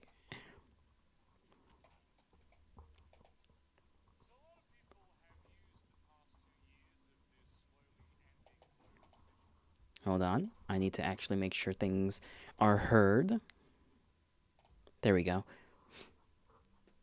We're here for you. You're here for me? My goodness. I'm not being a yapper. Well, in comparison to others, I have not been quite the yappy fellow. That tends to happen when you don't have such an intriguing historied life, believe it or not. No sound, I know. I just turned it on so that you can hear it. Quite literally just said that. I do also forget that I think YouTube's on, even though I put it on low latency, like the lowest it can be, it's still a little bit behind. So my bad for being a little sassy. So a lot of people have used the past 2 years of this slowly ending global situation to learn something new, useful, and interesting. While this was going on, I was reading a lot of Vampire the Masquerade lore. Now, this is one of the biggest role-playing games in the entire world. It is played traditionally at the gaming table, but it is also immensely popular in LARP. It has become such a major cornerstone of the vampire genre that it gets referenced in persiflage movies and shows like What We Do in the Shadows. And really the main question when coming up with any piece of vampire fiction is, what are the vampires going to be like? And if they're hot, that's also pretty important. I think that's pretty important. That's like 90% of the reason people like vampires, let's be honest. In this particular work. Almost every culture in the world has some form of vampire myth, sometimes even several. And with how long this kind of creature has been a massive feature of the cultural zeitgeist, there are countless renditions by countless creatives, so there are so many options to choose from. Not to mention, you can just make new shit up. The answer Vampire the Masquerade gave to this question was... yes. There are a total of 13 clans in Vampire the Masquerade and a whole bunch of bloodlines that we're not going to talk about today, and they all have different attributes and abilities because they are descended of the 13 different antediluvian vampires. What if we made a vampire that bled cotton candy? And that way, anyone that is a ghoul would get diabetes. Thoughts? Vampires. These are famously the vampires of the third generation, and while it is not clear that these are the only vampires of the third generation that ever existed, they are the only 13 ones that survived the Probably cursed Fae. or Fae cursed. Right? And then you could fit it in there somehow, I'm sure. flood, meaning they were the only ones that were able to procreate. This is a very cool fact about vampire lore, is that it's often ambiguous and contradictory, which not only gives it a certain mystique, but also makes it very forgiving to run, because nothing is truly completely set in stone, aside from like the most fundamental details. So I did notice he's using a sock. Classic sock user as a plosives, anti-plosives device. Clans are kind of your ethnicity as a vampire, or kindred as they prefer. In practice, this means that you share certain physical traits with other members of your clan. Certain personality attributes are a lot more frequent.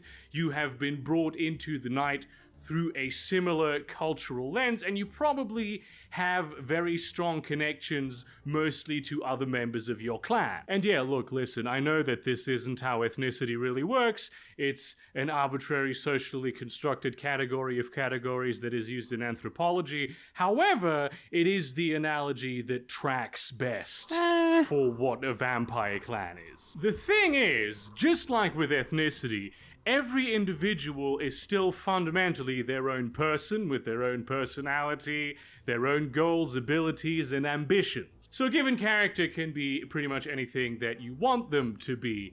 They don't have to agree with the loose, shared ideals and cultural norms of their given clan. Clans tend to turn, or as they call it, embrace, certain specific types of people, but you don't become that type of person by being embraced into the clan. That's not how this relationship of causation works. So ultimately, you will find every category of person in every given clan. Of course, you will be affected by the prejudices that other people may or may not hold about your vampire racism, love it.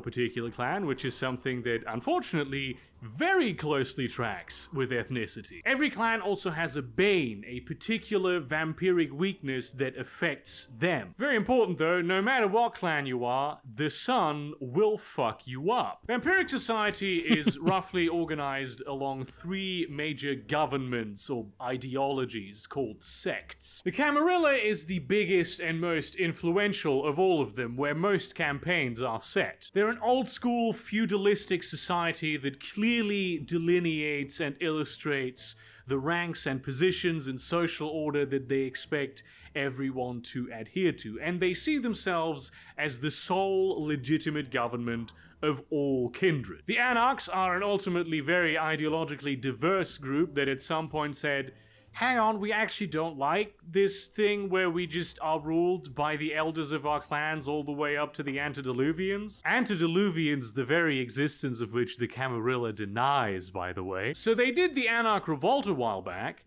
and were mostly crushed by the forces of the Camarilla and the Human Inquisition. The Sabbat was kind of the ISIS of the Anarch Revolt. They is roughly I misclicked. I was gonna say that's an apt description. Oh no. There we go. Sabbat, the ISIS of the vampire world. I mean, yeah, they're, from what I hear and what little I know, very kooky individuals. They're just a little angry, you know. They're a little angry. They want to slurpee and enslave all of humanity, all that jazz. The Sabbat was kind of the ISIS of the Anarch Revolt. They became a very powerful organization dedicated religiously to the jihad, which is the process of the younger generation destroying the elders so they can gain freedom from their rule and then rule humanity in turn. And even though they do want to rule the world openly, they still stick to the masquerade, which is a rule that kind of everyone adheres to, because they know that if humans find out vampires exist on a large scale again, they will, like, kill most of them. Again, I will now give you an overview of all the 13 different vampire clans, and instead of ordering them alphabetically, I have ordered them by relevance in terms of how likely you are to get in touch and how important they are going to be in a standard Vampire the Masquerade campaign, also called a chronicle. We will start with the 3 patrician clans of the Camarilla, a distinction that is informal and mostly relevant to people who are interested in large-scale international Camarilla politics, because these are the 3 clans that between them hold the most princedoms, aka most of the cities are ruled by these 3 clans. Keep in mind once again that there are princes of every clan in various different cities around the world, and also any given member of a clan can be part of any given type of government or institution in the world of vampires. I feel bad for whoever has to be in control of Brazil. Brazil just seems like a bit of a, you know, certainly a place. It is certainly a place. Just not a pleasant one. The grandiose and powerful clan Ventru, also known as the Blue Bloods, or the Clan of Kings, represents the aristocratic Machiavellian type of vampire with access to vast wealth. Throughout history, they have occupied the position of... You know, that actually... that fits. You know, that is a place they would thrive in. Got some wild hunters? They probably do down there. Brazil numero... pragmatic rulers of worldly matters, be that as knights during the medieval era or wealthy industrialists today. And they do in fact see themselves as the rightfully ruling clan over all the other vampires, because what would the rabble do without their guidance? Even to this day, a significant portion of new embraces into the Clan of Kings come from actual, real-world nobility. In the old world, more so than the new, for obvious reasons, aristocrats tend to have very big bank accounts and a sense of decorum, which are 2 things that the Ventru really care about. They often embrace successful business people, or people who they reckon have the potential to become very successful business people, but also stalwart figures in military or law enforcement positions that demonstrate good leadership and administrative skills. Before the embrace actually happens, there's usually a prolonged interview process, which obviously the intended recruit knows nothing about. They just think they're meeting very frequently with a very peculiar business partner that has taken a strange interest in them. This is then followed by intense and comprehensive coaching, some might call it micromanaging, to instruct the new arrival in the ways of the clan and the ways of the Camarilla. The clan has access to the disciplines Dominate, which is mind control, Fortitude, which is supernatural toughness, and Presence, which is incredible allure and charisma, making them very powerful social characters that are rather difficult to take down because of their physical and mental resilience. Between you and me, though, the Ventru only need one discipline, and it's called money. The Ventru clan bane is their... no matter what you are or when you are, money does tend to get you a lot more than most skill sets do. That's just a fact of life, unfortunately. Even as a vampire, you're still gonna get most of your things through money. Rarefied that, or just Armstronging the people with the money, or the vampires with the money, assuming the vampires with the money are causing you problems and you sort of just punch them in the face enough. Every kindred knows that not all blood is created equal, and the Ventru can stomach only the finest caviar. Every Ventru has a particular type of person that they like to drink blood from, and they have immense difficulty drinking blood from people who do not have that attribute. This attribute can be effectively anything, so long as it isn't common. It could be twins, it could be vegans, it could be morbidly obese people, it could be people who can do calculus in their head good, it could be morbidly obese vegan twins who can do calculus in their head good. There is one vampire out there that really has a hard-on in the terms of food wants for gay men. They're out there. clan also has a compulsion, which is a particular neurosis that their beast, their vampiric side, will every once in a while really try to drive at the forefront of their mind. For the Ventrue, this is arrogance. They need to rule. Basic? Hey, all he said was that they need to be rare, and last I checked, there's not a lot of gay people. Last I checked, there's not a lot of gay people. They don't tend to be a large portion of the population. So, technically fits. Technically fits. They need to be in charge. They need people to obey their commands. The Ventrue antediluvian is called, drumroll please, Ventrue. And not only is there very little known about him at all, but also officially, in keeping with Camarilla policy, Clan Ventrue denies his existence. Evidence suggests, however, that he went to India after the destruction of the first city in the flood, because basically most of the clan's ancient history takes place in India. Some notable Ventrue include Fiorenzo Savona, who, despite being rather young, is a very influential figure in the intercity connections, especially in Central America. Mithras, why is that a picture that was the used? sun god Mithras, which is brilliant, because if anyone asks you why you are only out at night, you can just tell them that you've been hauling the sun across the sky. And Lucinde, a powerful Justicar dedicated solely to her mission of eradicating the worst and most dangerous enemies of the Camarilla. The gorgeous and creative Clan Toreador, also known as the Roses or the Clan of Vanity, represents the highly seductive, erotic type of vampire with an Sex impeccable vampire. sense of style. They are practically in love with human civilization and culture, seeing themselves as the ultimate arbiters of what is based and what is cringe. Because their creative sparks tend to disappear over the centuries, they ultimately often take up the roles of patrons of the art, so they're all in the entertainment industry. Consequently, Toreador are primarily embraced from three major groups. Artists of all stripes and definitions, from sculptors to writers to figure skaters. Notable connoisseurs of art, like agents, critics, or investors. And finally, just people who look good. That's a very valuable thing to have for the Toreador. The Toreador, like, what's up with that? Like, I that's, I don't know how to, like, think about how to phrase this.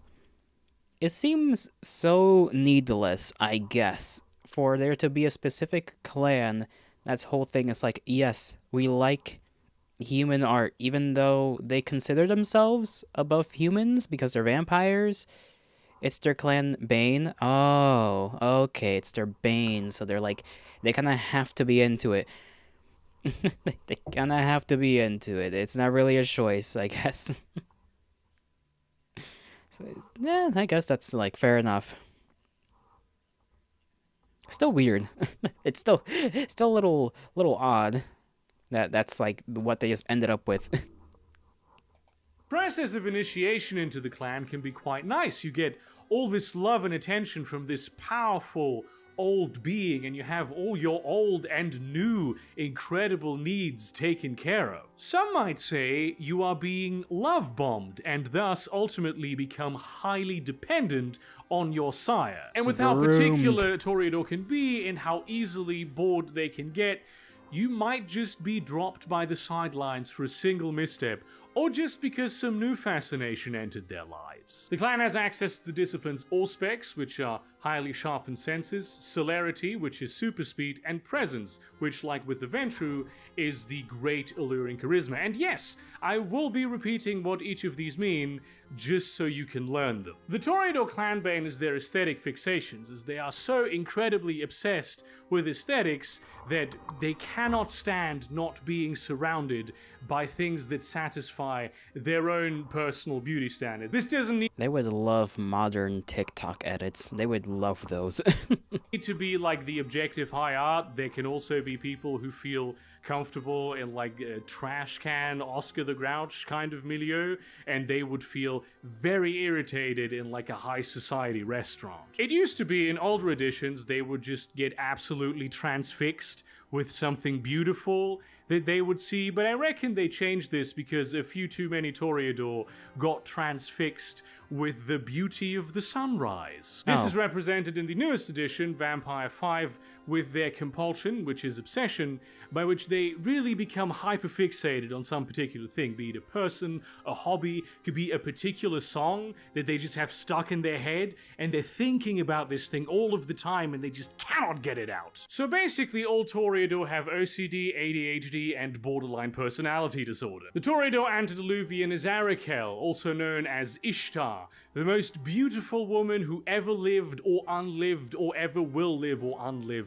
from the first city where she danced with bulls. Some claim she is actually the oldest of the antediluvians, and even others claim that she is the twin sister of the antediluvian Malkav. Some notable Toreador include Rafael de Corazon, probably the most well-known of the co-founders of the Camarilla, Catherine of Montpellier, a historian and probably the most influential cultural trendsetter of the vampiric society of continental Europe, and Melinda Galbraith, who was actually the leader of the Sabbat for a while, even though she was pretending to be of a different clan. The secretive and conniving Clan Tremere, also known as the Warlocks or the Pyramid, represents the kind of vampire what can do magic. Even though they are one of the most powerful clans in the Camarilla and everyone needs to deal with them, nobody really trusts them, and this isn't just because they can do fucking magic, but also because they kind of are a very young clan and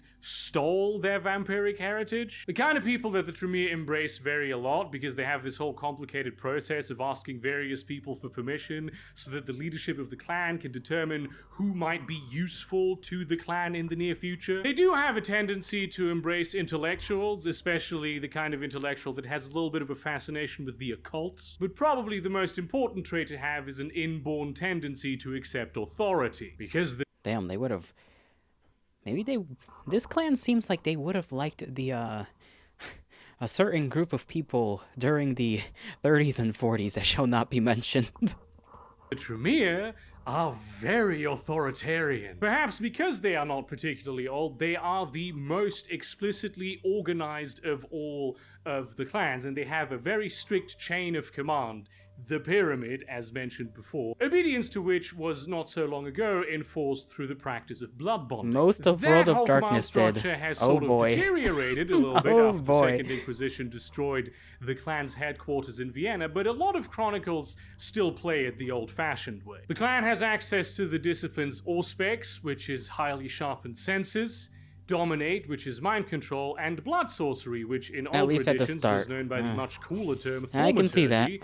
Kind of self-explanatory, but also not, because it's a very broad subject matter. This makes them ideal for perceiving magic, doing magic, and also ruling with an iron fist. The Tremere clanbane used to be that they could be very easily bloodbound, aka made obedient, to other vampires, but now with the shattering of the pyramid, it's actually become the inverse of that, in that they cannot bloodbind other kindred, which of course gives a huge blow to their authoritarian structure. Their particular compulsion is called perfectionism, and it's just this overwhelming need to get this thing just perfectly right, and nothing short of an absolutely stellar performance will set their minds right again. Now, the thing about the Tremere antediluvian is that he is Saulot, They who ate is their also guy. known as the vampire who actually is kind of a good guy. And he had a whole clan of his own, which is now hunted pretty much completely to extinction. But the founder of Clan Tremere was actually... Can you guys remind me exactly who and why? Forgot about... Because from what I remember, he got munched on, right, by the, I guess, the head of the Tremere, right? He got munched on, and then that guy basically developed, or I guess theorized he developed, like, you know, because the whole, like, if you diablerize somebody, you basically have to have a greater will than them, and theoretically, that guy did not, in fact, have a greater will than the guy he tried to diablerize. But I don't remember good vampire having his own thing. It makes sense, and I think it's just one of those things that, like, you know, out of 13 things, I forgot the one, right? Yeah, I really don't remember his own little clan. Sellout kept fighting Tremere in his mind. Correct. He will not give up, and that's fair. You know, if I was eaten alive, if I was just sucked dry, I too would not stop fighting the motherfucker that sucked me. You know? It just has to be that way. Maybe you shouldn't have sucked him. I don't know. Tremere, a very powerful mage who found a ritual to turn himself into a vampire, and then proceeded to diabolarize Saulot, which means drinking his heart blood to consume his soul. His clan is the Salubri. They didn't really get a detailed explanation in the one I watched. I see. Then Wiki just says toxic yaoi. Okay.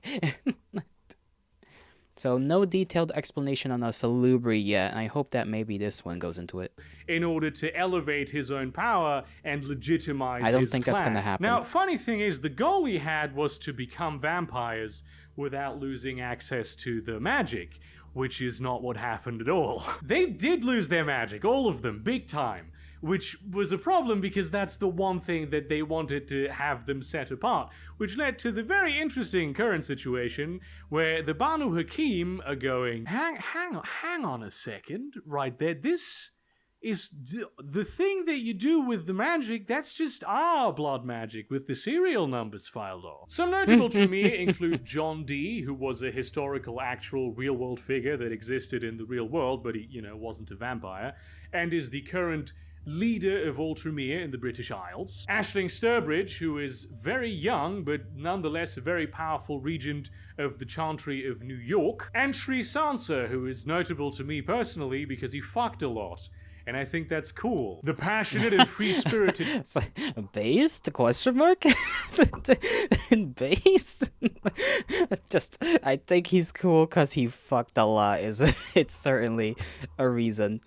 Clan Bruja, also known as the Zealots or the Learned Clan, represents the classic punk rock archetype of vampire. Once upon a time, some might have called them a patrician clan of the Camarilla as well, but they would have vehemently fought against that definition because they identify with the proletariat, with the oppressed masses yearning for liberation. And the Bruja are right there with them, to challenge authority, to fight the good fight. Bruja don't really have a lot of rules about who they embrace, though it usually tends to be people of oppressed groups, or even more frequently, agents who are trying to change the status quo, usually from like counterculture scenes, or let's say certain groups that would do certain ops in order to achieve certain political goals. So essentially middle-class kids who don't need to hold down 3 jobs to pay the bills and thus have the time to do high-commitment activism. Now, while they are pretty cool, a lot of players like to romanticize them away from the fact that they are just hardcore ideologues who enjoy revolution for the sake of breaking shit. Many don't even believe in anything for the sake of believing it, they just believe in it because it is different than what they perceive to be the status quo. As such, you will find a lot of hardcore tankies, Nazis, Khmer Rouge enthusiasts, and people who post about politics on Twitter among the ranks of the Bruja. They're also well known for giving little to no guidance to their childer. Very often they don't even know who their sire is or what even is going on with them, and so they die pretty quickly. Because of course helping a youngling navigate the complex intricacies of the night in vampiric society is a huge responsibility, and Bruja will avoid that kind of thing like the plague. Frankly... Bruja are just the absent father figures of of the clans. I respect that. The clan has access to the disciplines Celerity, which is super speed, Potence, which is super strength, and Presence, which is alluring charisma, making them very intuitively well-rounded. Their powers are not some weird stuff, they're just human abilities driven to a great extreme. All of this also makes them extremely dangerous opponents in combat. The Bruja clan bane is their violent temper. They just have a big problem keeping the unbridled rage of their inner beast at bay. They are much more likely to frenzy than any other clan. In terms of compulsion, they feel strongly drawn to rebellion. needing to piss in I gotta fight the man, no time to be a parent. That seems to be their motto. Would it be like, I guess the issue with, I was gonna say, wouldn't it be wise to align as many Bruja folks with your cause as you can? But I guess depending on the cause and with them being so different in terms of their own causes that they fight for, it would be, you'd have to find the right Bruja people to join your fight if you're like some other vampire from some other clan trying to do your thing. And then if you're from certain clans, they may just straight up not like you because your clan is a part of the Camarilla and this and that. So I guess it what I was gonna ask is inconsequential nonsense, but I guess either way, if you can have one in your back pocket as a buddy, it's a good call to just whip him out if you get in trouble.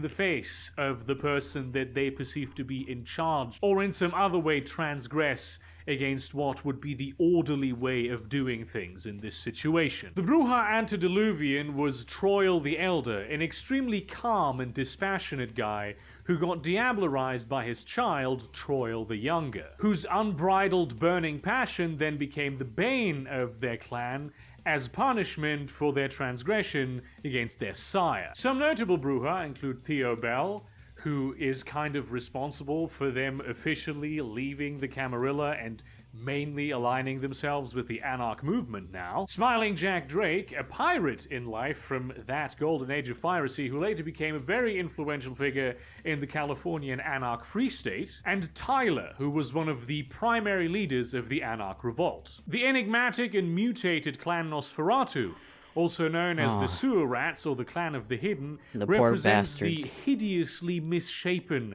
Count Orlok type vampire. Now, even though you will definitely recognize a Nosferatu as being a Nosferatu when you see one, they are nonetheless masters of espionage, and you should always assume that there is a Nosferatu in the room with you right now. Even though they're looked down upon by polite vampire society, their abilities are nonetheless highly valued and sought after by the Camarilla. The Nosferatu embrace from two groups of people who could not be more distinct. On one hand, you have extreme social outcasts, such as homeless people or drug addicts. But they also, much like the Toreador, like to embrace exceptionally beautiful people. Unlike the Toreador, they do this as a punishment for their arrogance and cruelty to the people who are less privileged than them. So becoming a Nosferatu of all the kindred world is probably the first choice of few people. Their status as outcasts does give them a sort of increased cohesion within the clan, and they tend to be actually rather kind to each other. In their parallel society of the vast, sprawling underworlds of every city in the world, clan counts for more than sect. So you have cordial relations between Nosferatu. Now, arrogance, be it real or perceived. So basically, as long as they think you're being arrogant and pretty privileged a little too hard on somebody, they're just gonna just turn you. That's fucked up. Fucking, they're the incel clan, but I guess, I don't blame them when you're that ugly. You got the right, I think. You got the right to be a little man. Camarilla, the Sabbat, and Anarchs. The clan has access to the disciplines Animalism, which is control over animals, Obfuscate, which allows them to become undetectable, and Potence, which is super strength, making them not only perfect spy masters, but also dangerous ambush predators. The Nosferatu clan bane is that they're ugly as shit. That's it. That is the bane. Right, okay, so the reason this is the case is because when they turn into vampires, they undergo a transformation, extremely painful, by the way, that completely changes the way that they look. And many of them even end up being unable to exist even as a vampire, because that is how far they have mutated. Some are even more hideous than the average Nosferatu. A very small select group is not quite as disgusting, but any Nosferatu, the second you see them, you will immediately know this is not a human, but some form of horrible monster. That's fucked up. But ugly, don't pity them. Honestly, some of them make it work. I suppose they could. In this day and age, Yeah, I guess. making it rather difficult Honestly, I am kind of interested in like stories regarding them because they do seem like one of the more difficult vampire types to be even within standard vampire society. So like how do you just live life? I'm interested in that. I'm interested in what they do other than espionage because I know that's like their thing, but I don't know. Like a monstrous sort of beauty. I guess if you're a monster fucker, that'd be fine. for them to uphold the masquerade. The clan compulsion is cryptophilia, which is an intense need to know secret information that very few people are privy to.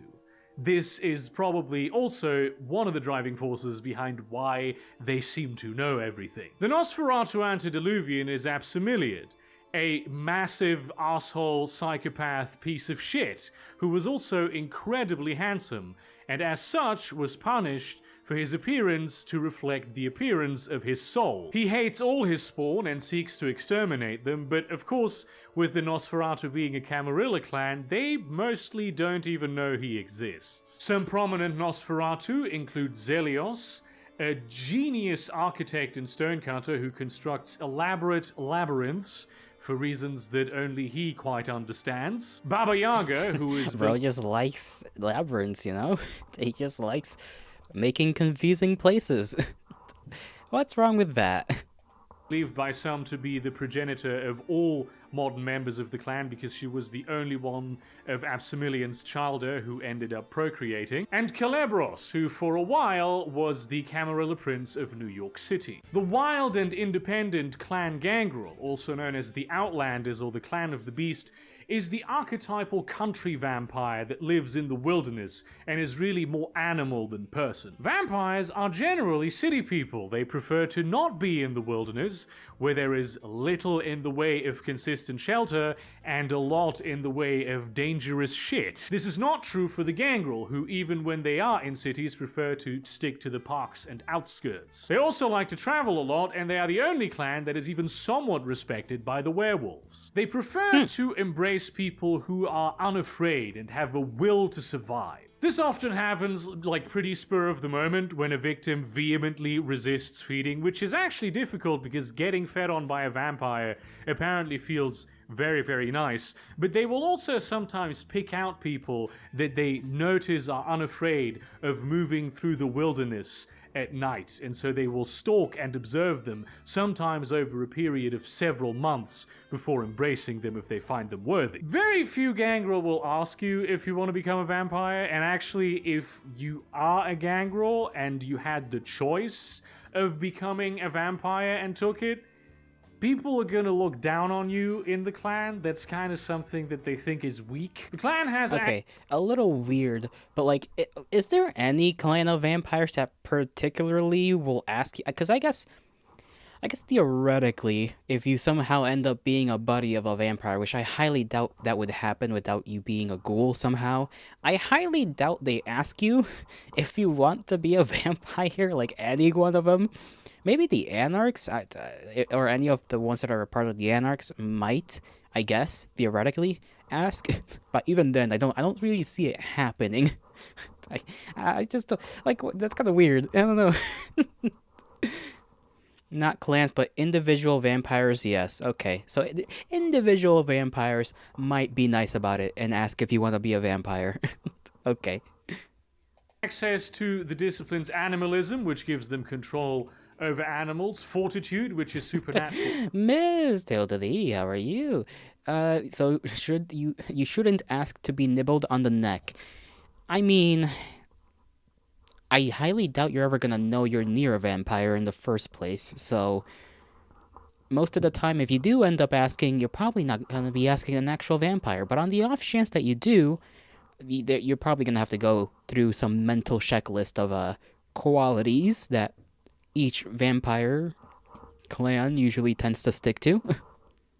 Toughness, and protean, which gives them the ability to gain animal features or even transform fully into animals. The Gangrel clan bane is that they gain bestial features when they frenzy, So this might be like bat ears that then appear, or they have like a strong dog stench. It used to be they would then have this feature forever, but they changed this in Vampire 5 because I guess they realized that if you have a frenzy once, like early on in the game, which will most definitely happen to you at some point, and you have a little bit of bad luck, you become just a walking masquerade violation without the benefit of having obfuscate as a clan discipline like the Nosferatu do. So now So at a high enough level, you just become a random made up or you can become made up animals. So what? You can be like a unicorn if you really want to. that's kind of silly, but also kind of cool. Could that theoretically mean? Okay, maybe not actually. Now that I think about it, I mean, it would be kind of funny if some guy that was a gangrel just became the closest thing to a dragon. It's like some weird lizard thing that's just like a crocodile with wings. You can choose how you transform. I see. So it's more so just being like, I'm gonna be a mixture of these things than like an actual, just like come up with something completely non-existent. I guess in it. Wait, that's literally how it works. Really? Oh, well, I guess you learned something new, huh? those features go away after a while. Clan compulsion is feral impulses, which every once in a while will really drive the gangrel to resolve a dispute through violence, the purest actual form of showing who is strongest and fittest and best to survive, and not this words bullshit, because they will have a pretty hard time talking. The gangrel antediluvian is Enoya, and it's very difficult to ascertain any information about her because all the lore about Enoya is passed through gangrel lines via oral storytelling, and so there's a million different versions. Just in case. She may have been raised by wolves. That's one thing that may have happened. Some notable gangrel include Cuthbert Beckett, a very notable scholar and archaeologist. She is a very pretty looking into the lady, true as far as we can origins of tell. Yes, from that vampire one kind. image. Odin the All-High, who is, yes, indeed, that particular Odin, though he isn't originally Scandinavian, he just ended up there. And Xavier, who was a very powerful Justicar of the Camarilla, before officially declaring that his clan was now going to leave the Camarilla and join the Anarch movement. The ethereal and neurotic clan Malkavian, also known as the Cassandras or the Clan of the Moon, represents the sort of telepathic, psychic type vampire, though they do still drink blood. The Malkavians are a funny... I think I gotta use the restroom real quick, so I'll be right back.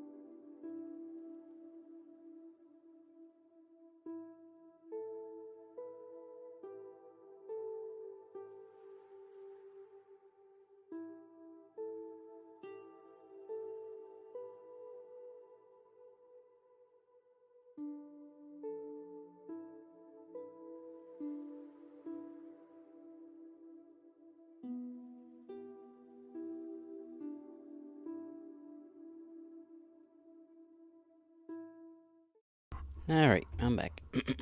My throat does feel a little dry, but that's just because I lack water. I lack water.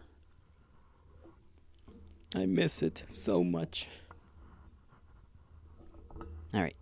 Little group because they have changed a lot over the years of the game's existence. They used to be just straight up crazy people. There was sometimes an attempt at doing a serious exploration of mental health, but of course, as the topic in general has moved more into the space of public acceptance, it's become a bit more labor intensive to actually deal with it properly. And personally, I think Vampire the Masquerade does a very good job with that. Basically, they're all in tune with this psychic network that they all share, and through which they have a very loose telepathic connection to each other. But of course, every node in that network has their own little particular idiosyncrasies that distorts the view of the whole. They're an extremely diverse clan in whom they embrace because it tends to be mental oddballs, and there's a lot of different ways in which you can be a mental oddball, but there does seem to be a certain, not preference, but just a statistically higher likelihood of them embracing intellectuals because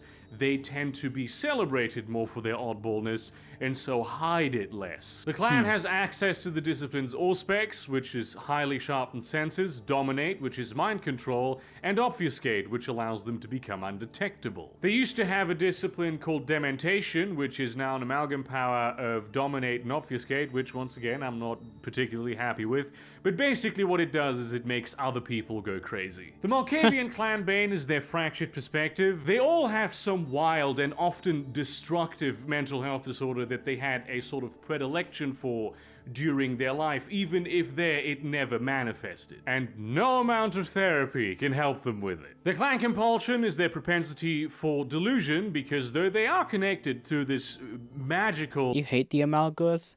So what, are they just like the combinations of certain traits, or what's that all about? Why not just keep the one discipline? Yeah. Cause rewriting, I guess? That would be my explanation as to why they didn't do that. They're just like, hey, we want to rewrite stuff. Rewrite? Really? Did I just like misspeak again? Rewrite. They wish to rewrite how things work. And then kablooey. And there you go. You end up with a shenanigan. Instead of one, they split it for no reason. Oh, okay. Okay. Yeah, that's... I guess maybe the fear is that it'll become a little too strong and not, balanced, I suppose, for gameplay purposes. Little baby wants to rewrite. Yeah, they do that sometimes. They do that. Powerful network that can give them very meaningful visions of things that might happen in the future. You'll see how dumb it gets later. Right now, they if you say so. can just as likely receive just complete bullshit streams of thought that will deeply upset their frame of mind. Trust me, I have quite a few schizophrenia symptoms myself. I know what I'm talking about. The Malkavian antediluvian is called Malkav, and some people think that he is physically, or rather non-physically, the actual telepathic network that connects all Malkavians. As such, even though they're a Camarilla clan, the Malkavians are not as religious in their denial of their antediluvian. But then they are Malkavians, so nobody listens to them anyway, and the Camarilla doesn't really care. Poor Malkavians. It seems like being a Malkavian is... On one hand, usually the intellectuals are chosen to be a Malkavian, so I feel like you have a better time dealing with being a Malkavian, but on the other hand, it seems like a general struggle. Shoko, hail to thee. For a moment, you thought I went live, but then you noticed, our old good goat boy below. No. I mean, I am live. I assume you meant like on accident. Yes, on accident. And it's sheep, you silly goof.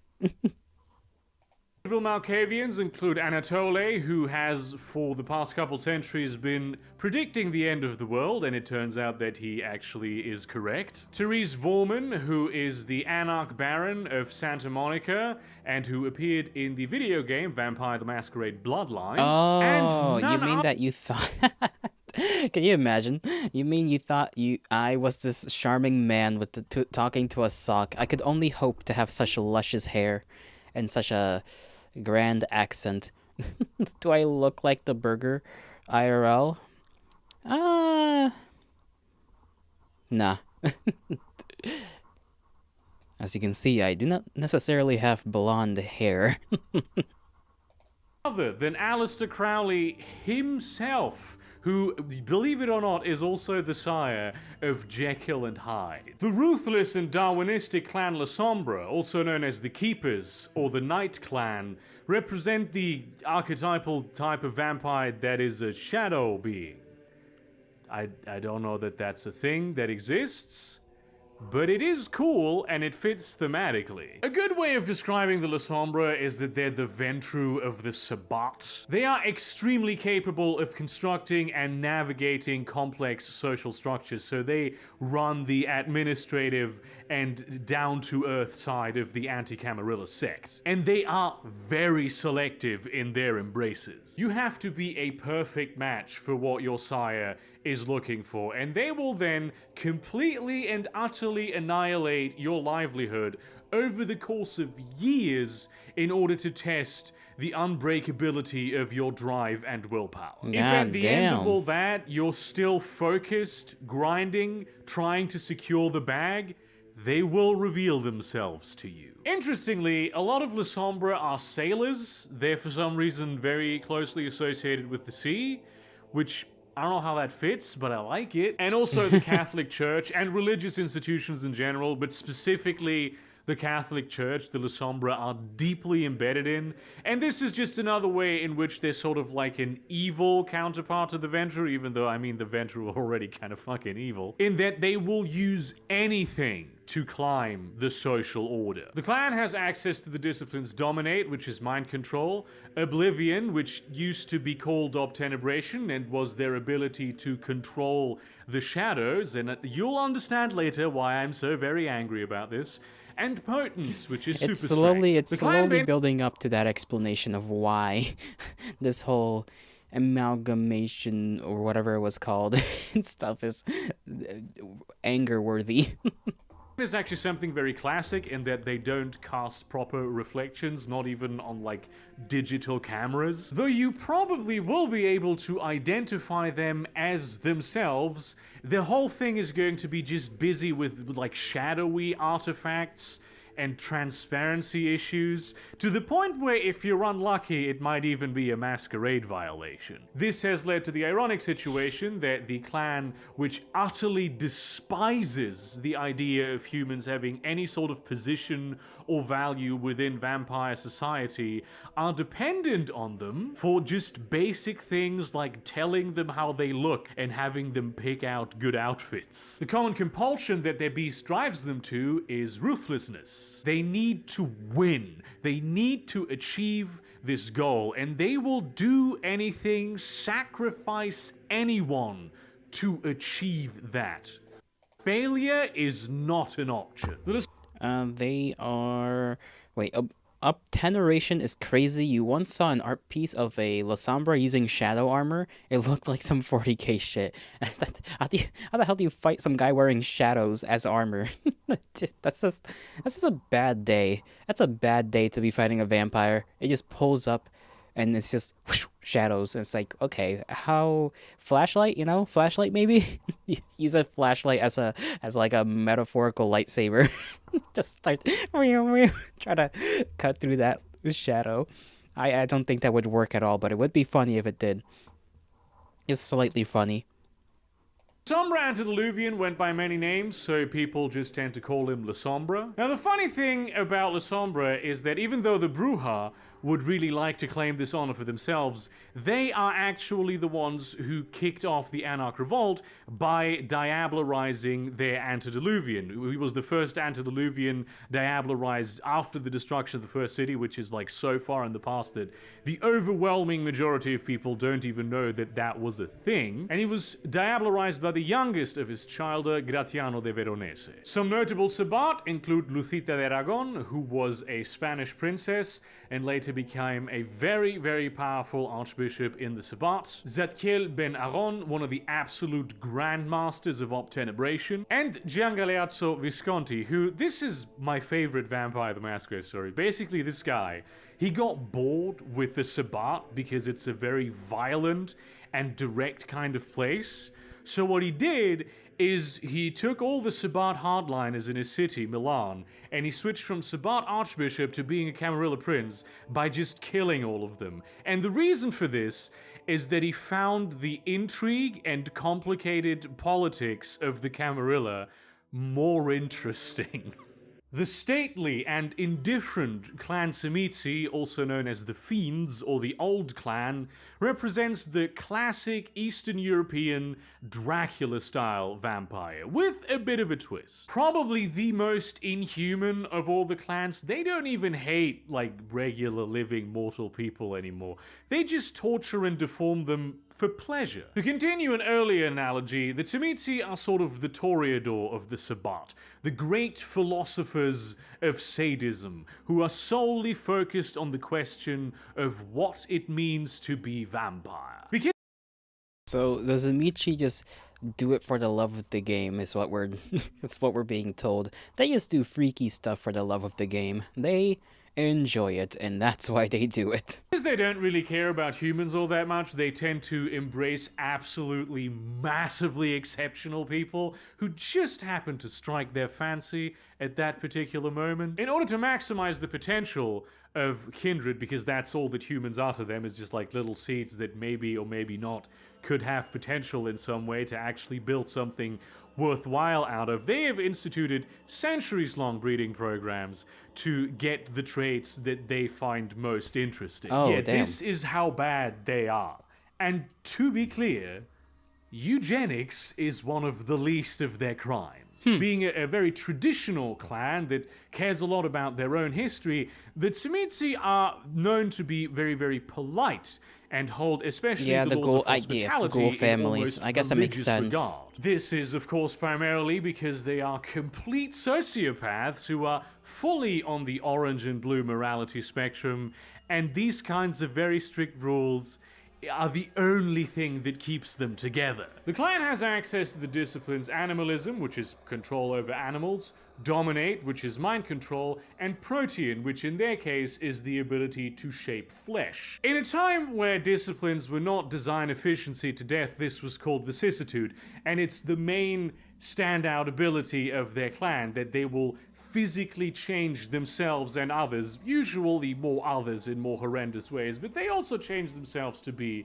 whatever they want to be, often going very far away from the human form. And this is now an amalgam power of dominate and protean. The clan bane is called grounded, and it used to be that they needed to sleep surrounded by their own grave soil, but in V5 they changed this into something that I personally think is a lot cooler, in that now they need to sleep surrounded by something that is ironically a very core aspect of like their mortal identity that they used to have, like their particular castle or maybe their ethnic group. Could still be grave soil, by the way. This also kind of means that the Tzimisce don't really travel all that much. It's a bit of a logistical challenge. The clan compulsion is covetousness, which is also a classic. Right, Draken. Yeah, the Constantinople guy did turn himself into a dragon. He kind of did do that. It's just very, very casual thing to do. It's like, but like, I guess they don't really go anywhere. What would that would you even do as a vampire dragon? You know, how would you like? Is that just me? Just eat a whole person to drink their blood? Cause like you're huge, or maybe he was like a small dragon. You know, like a horse-sized dragon. Therefore, you can just like latch onto somebody. Vampire thing to do where they like see something that they really want for themselves and they will go to great lengths to get They can it. travel, The just Tsimetsii very antediluvian is difficult. known as the eldest, and though as members of the Sabbat, of course, they are rather an happy that ugly this creature is image. no more, they do share its vision and even respect it, sort of, for going all the way into a direction of complete and utter inhumanity. A common saying among the Tsimetsii is that instead of having a beast and a remnant mortal soul inside of it, the eldest just had two beasts. Some notable Sabbat include Sasha Vikos, who has turned themselves completely androgynous and is a very radical member of the Sabbat, known as their chief torturer. Radu Bistri, who used to Flip! be How are the you doing, Prince of Flip? We're Biscuits learning and about is now vampires a again. high-ranking member of the Sabbat, himself originating in one of those I'm your mom now? First, it was you trying to figure out if I was your father, and now it's you trying to figure out if now you proclaiming that I am your mother. Well, I suppose that is just the way of things. The guy who threw his dick, right? I forgot who he threw his dick at, but he did do that. Funnily enough, I guess they don't need it all that often. Programs. And of course, yes, the Count Dracula, who actually is a master of Koldunic sorcery, which is an even older form of magic that the Tsimetsii had access to before they adopted vicissitude. It's basically like an Avatar The Last Airbender style spirits of the land element bending. The young and self-interested clan Hecata, also known as the Lazarines or the Clan of Death, represents the archetypal vampire who is a corpse. Now, the thing about the Hecata is that they're less a clan than a bunch of bloodlines in a trench coat. They formed in the 21st century through a ritual called the Family Reunion, which united the Giovanni, the Samedi, the Cappadocians, and many, many of their cousins. And because they are composed of so many different groups, they have very different practices for embrace, because they didn't just completely shed their old cultures. But much of the core of Clan Hecata is made up of groups like the Giovanni, who used to actually take up this particular clan slot in earlier editions, or the at the founding of the Camarilla, and as in they literally look like corpses. Or they look rotten, some of them. I see. Not a good look, you know? Are we sure those aren't just Nosferatu? Or the Putanescas, who are very old mortal families who would go through generation and generation and generation, and some of them would be embraced into the vampire aspect of the family. Because they are, at this point, the only clan that is completely outside of any of the major sects or ideologies, they are a little bit insular. Family, though not necessarily blood anymore, and trust count for everything among the Hecata. And part of the reason for this is that they founded themselves as a self-defense thing, a last-ditch, desperate effort, because most of them got almost annihilated by the Second Inquisition. The clan has access to the disciplines Auspex, which is highly sharpened senses, Fortitude, which is supernatural toughness, and Oblivion, which they share with Clan La Sombra. But instead of being, you know, shadow bending, or anything even remotely thematically related to shadow bending, it's necromancy, because of some obscure lore technicality that says that both of these things are related in the lore. Like, that doesn't even make sense. But okay. General necromancers and death-focused bloodlines who got just put together. Right, because they almost got molly-whopped, as the kids might say. They got molly-whopped at some point in time by the Inquisition. And then now they're a thing that is just people together who are doing their thing with zombies, I guess. Not mechanically, they're just really completely different concepts. But because of some obscure thing in the lore, they have to be put into one discipline. And so in practice, what you have is an Oblivion that is actually two different disciplines with completely different abilities, but because of how the rules work, in theory, unless the GM, which is probably going to do this, forbids it explicitly, you can pick from the abilities of necromancy and shadowbending like willy-nilly, completely annihilating the identity of the trademark ability of two really cool clans. So that's why he doesn't like that they're doing that thing, because it's like Now they share powers technically, unless the GM says so, which is, I understand, a frustrating thing. That is frustrating. That is dumb. Because then you're taking things that are crucial to the characterization of each clan and just letting it be used by others. My question is, was it worth it? Was it really that important to convey mechanically to players that these two concepts are related within the lore of the game? Or maybe was it too expensive to get another one of these beautiful icons here made? Yeah, exactly. They're like erasing. I feel like if it's one of those things where, yeah, it strips away the clan's identity. If it was one of those things where in lore there was some more powerful person of their respective clans who does have like technically the same ability that kind of tickles into the others' abilities, that's one thing. But to just let it be like, I feel like mechanically that shouldn't be a thing. I can feel like you are allowed to do that lore wise if it's a particularly powerful or old vampire that has one of these powers, and it's like, oh, they sometimes, if it's like a shadow one, right, and they've been around for a long time, they can sort of kind of do necromancy things. I feel like that's fair, like in a lore way, but like to let it be a mechanical thing kind of gets, yeah, that's like real iffy, because that just technically means it would make it feel like any vampire from these two clans that have quote unquote technically similar origins of power or whatever, yeah, it just like ruins their thing.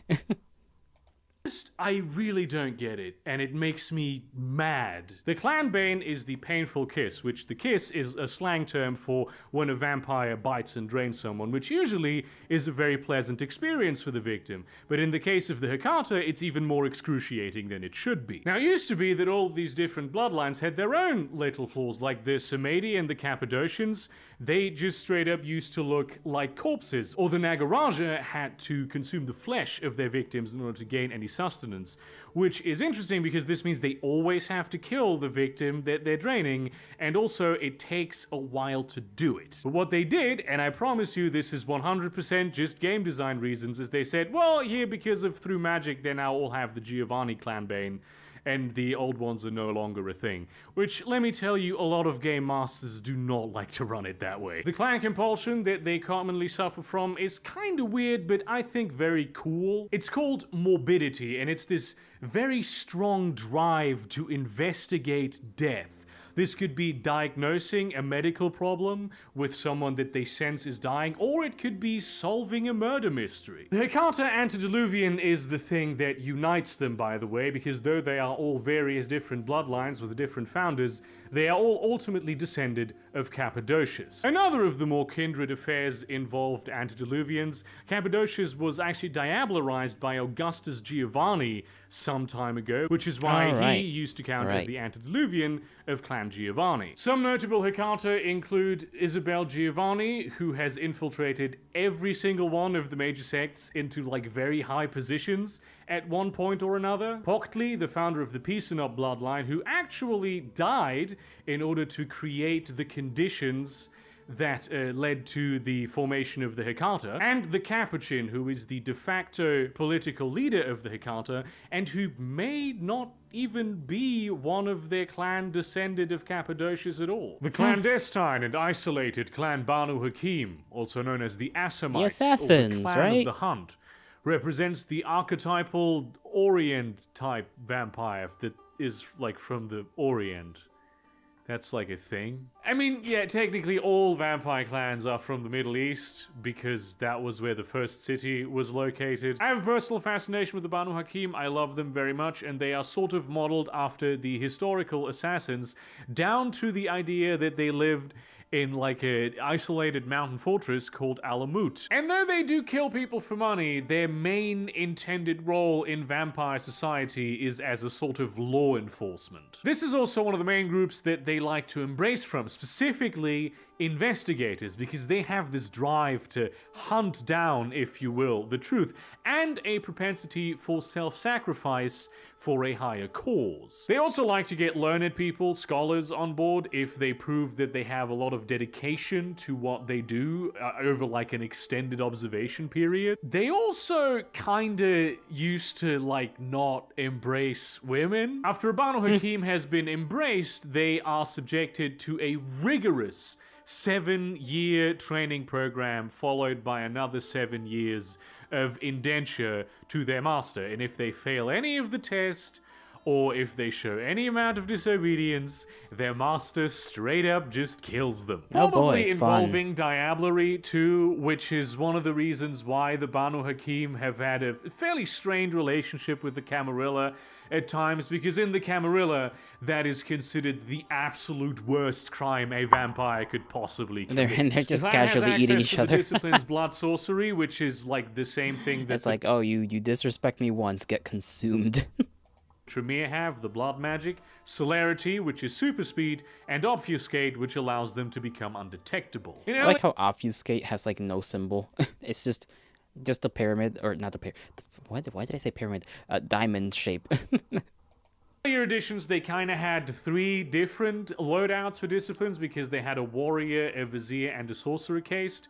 And their thing wasn't the same discipline as the Tremere. They had their own thing. It did have a greater focus on, like, blood magic in the actual literal sense of controlling blood, which in a vampire society, you can imagine how scary that is. Their clan bane has changed a lot over the years for lore reasons. Currently, it is the overwhelming urge when they taste the blood of another vampire to diablerize that vampire, because they are attracted fundamentally to the blood of evildoers that need to be punished. And in a sense, being a vampire is such an unbelievable transgression against the natural order that it makes that irresistible to the Banu Hakim. Now, it used to be that each of the 3 castes had their own little clan bane, but the one they all shared was that their skin would grow darker with age. This is a real thing that used to be the case, and I guess someone at some point figured out that this isn't like the best idea to have. Like, it's ever so slightly a little bit problematic. In line with their bane is their compulsion. Just basically don't think about it too hard. just don't think about it too hard, and it's not a problem. To pass judgment. If someone that they know or in their presence does something that they consider to be unethical, they will feel an urge to drink from them, to enact punishment by taking some of their blood. Which, of course, given that they're usually surrounded by vampires, would lead to the problematic situation of it triggering their clan bane. The Banu Hakim Antediluvian is a guy called Hakim.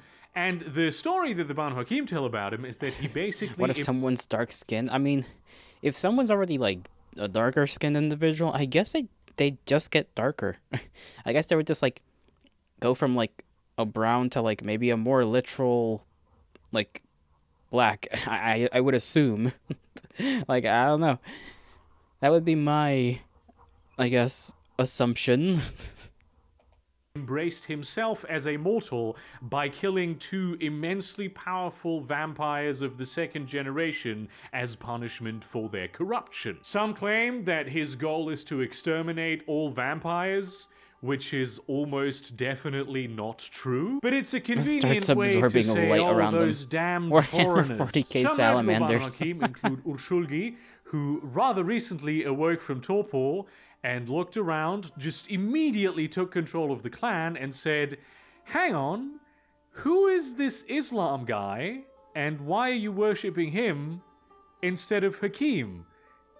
Repent your idolatry or you will be destroyed immediately, which has kind of led to a schism that is currently plaguing the clan, where a lot of Banu Hakim sort of went to the Camarilla. Fatima al-Fakadi, who for a time was one of their most effective assassins and probably the first woman to ever be embraced into the clan, and Montgomery Coven, who is a very young Sabbat-aligned or formerly Sabbat-aligned Banu Hakim, who through sheer luck in the early 1990s managed to become immensely powerful by diablerizing Mithras, the Ventral Prince of London. Oh, the damn. nomadic and deceitful clan Ravnos, also known as the luck, Haunted alright. or the Clan of Seekers, is supposed to represent the vampiric archetype of how do I say this? How do I best put this? They're gypsies. Ah. They're basically, the idea is that they're gypsies that will sneak into your house at night and drink your blood. Look, you have to consider that Vampire the Masquerade, the first book, came out in 1991.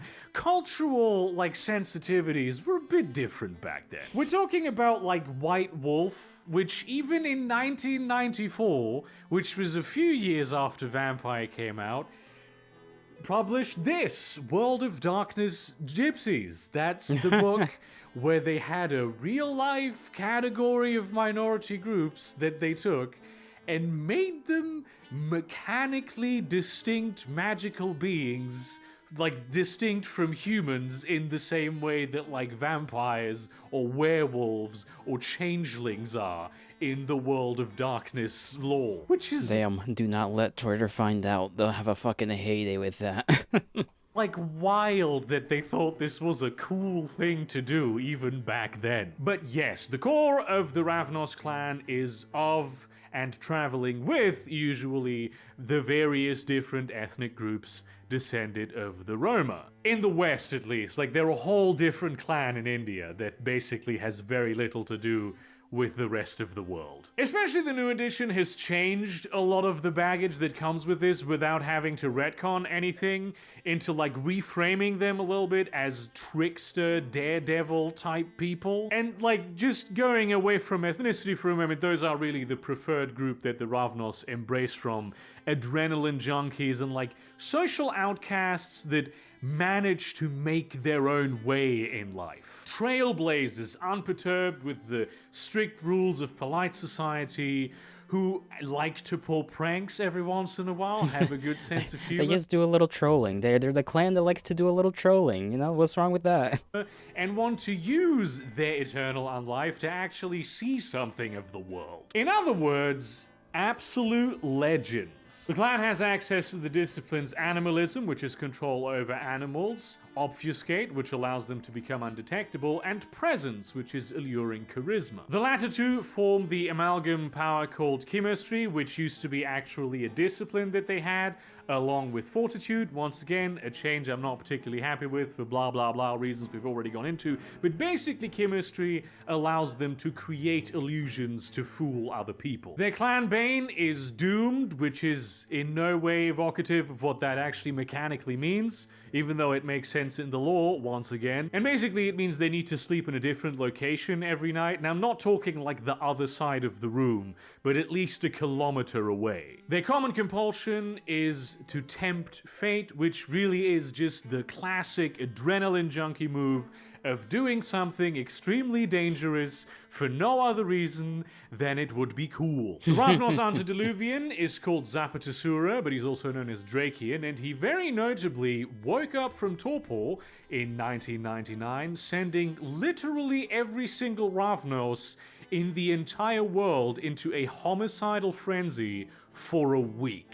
This obviously almost entirely destroyed the whole clan. The overwhelming majority of Ravnos just died during this time. And they used incredibly powerful Eastern vampires, which are a different category of vampires called Quajin, which are not even probably related to the vampires in Vampire the Masquerade. And wizards used a bunch of orbital satellite nukes to stop this guy from the path of destruction he was cutting through India. Now, so 1999, things just got a little wild. Things got a little wild.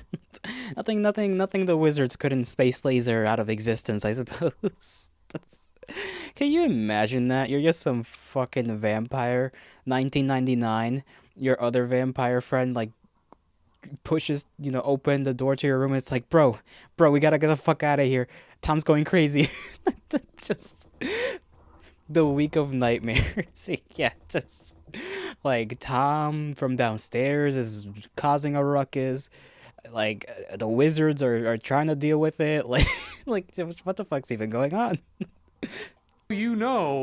why antediluvians can be kinda spooky. Some notable Ravnos include Khalil They hit the Ravana, who is Pentagon. deeply addicted to the act of diablerie, Alexis Sorokin, an unparalleled master thief who is being hunted by the Camarilla, and was not an easy time. I Sinavea, can't a imagine. rather ancient Ravnos who prefers to spend her time mentoring younger groups of vampires and sometimes other supernatural beings, usually while pretending to not be a vampire at all. The devout and pestilential clan ministry, also known as the Corruptors or the Followers of Set, represents the kind of demonic vampire that is just evil and opposed to all things that are good and proper Christian stuff. It functions as a sort of vampire church that puts out the official vampire religion, obviously, in their view. And it kind of functions in practice as like an anti-real church, which instead of espousing virtues, espouses doing sin. And by that I mean like all of the sin. They don't just like indulging in extreme hedonism, but also actively annihilating the compassionate fabric of society. They Infernal are type serious vampire. cultists, and those are also like the exact kind of people that they want in their clan for their embrace. They're usually mortals who were already involved with their splintered and fractured devil cults while they were alive. And also, you can become a follower of Set no matter what clan you're from. Even as a vampire, you can essentially convert. That doesn't mean that you like change your abilities and get a new clan bane, but you are fully accepted into the clan and will be taught their powers. The whole embracing evil and corruption and destructive hedonistic indulgence does actually have a religious purpose, and that they believe that you need to go to the absolute limits of experience in order to be able to free yourself from the flesh prison that your soul is trapped in. And becoming a vampire for them is just the first step on that journey. And Honestly, I'm not gonna lie. These vampires so far kinda sound a little boring to me. Not gonna lie, that's a little boring sounding. once you have achieved that, you'll be in some sort of like perverse nirvana state that they all want to achieve. This plays heavily into the various doomsday cult aspects that they also have. The clan has access to the disciplines Obfuscate, which allows them to become undetectable, Presence, which is alluring charisma, and Protean, which allows them to gain animal traits and transform into animals, here usually snakes. This discipline used to be called Serpentis, and it was much more focused on like magic and magical Serpentis, really? aspects, but yet again, a whole clan's mechanical identity really needed to be condensed down into a single amalgam power. Honestly, if Vampire 5 didn't have the best hunger and humanity mechanics by like a light year of all the additions, I would despise it. Their clan bane is that they absolutely abhor the light, and not just sunlight, but any bright light. Even like a full moon, you know, it doesn't. Imagine the type of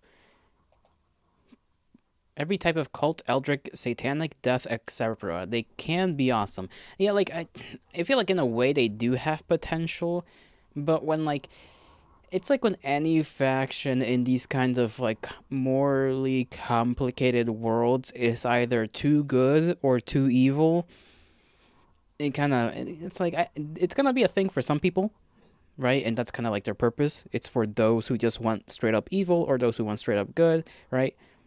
But like in this very complicated world, it's like to me those kinds of like good and evil, you either have good and evil alone in their separate thing, or you don't have them in like a very complex situation like World of Darkness. But I can see how they can be kind of cool in some ways. We are the evil fucked up devil faction, precisely. Maybe if they leaned into that, like, eldritchness, maybe that would be a little enticing to me personally, but satanic vampires, I guess you can have some, like, cool art with that, to be fair.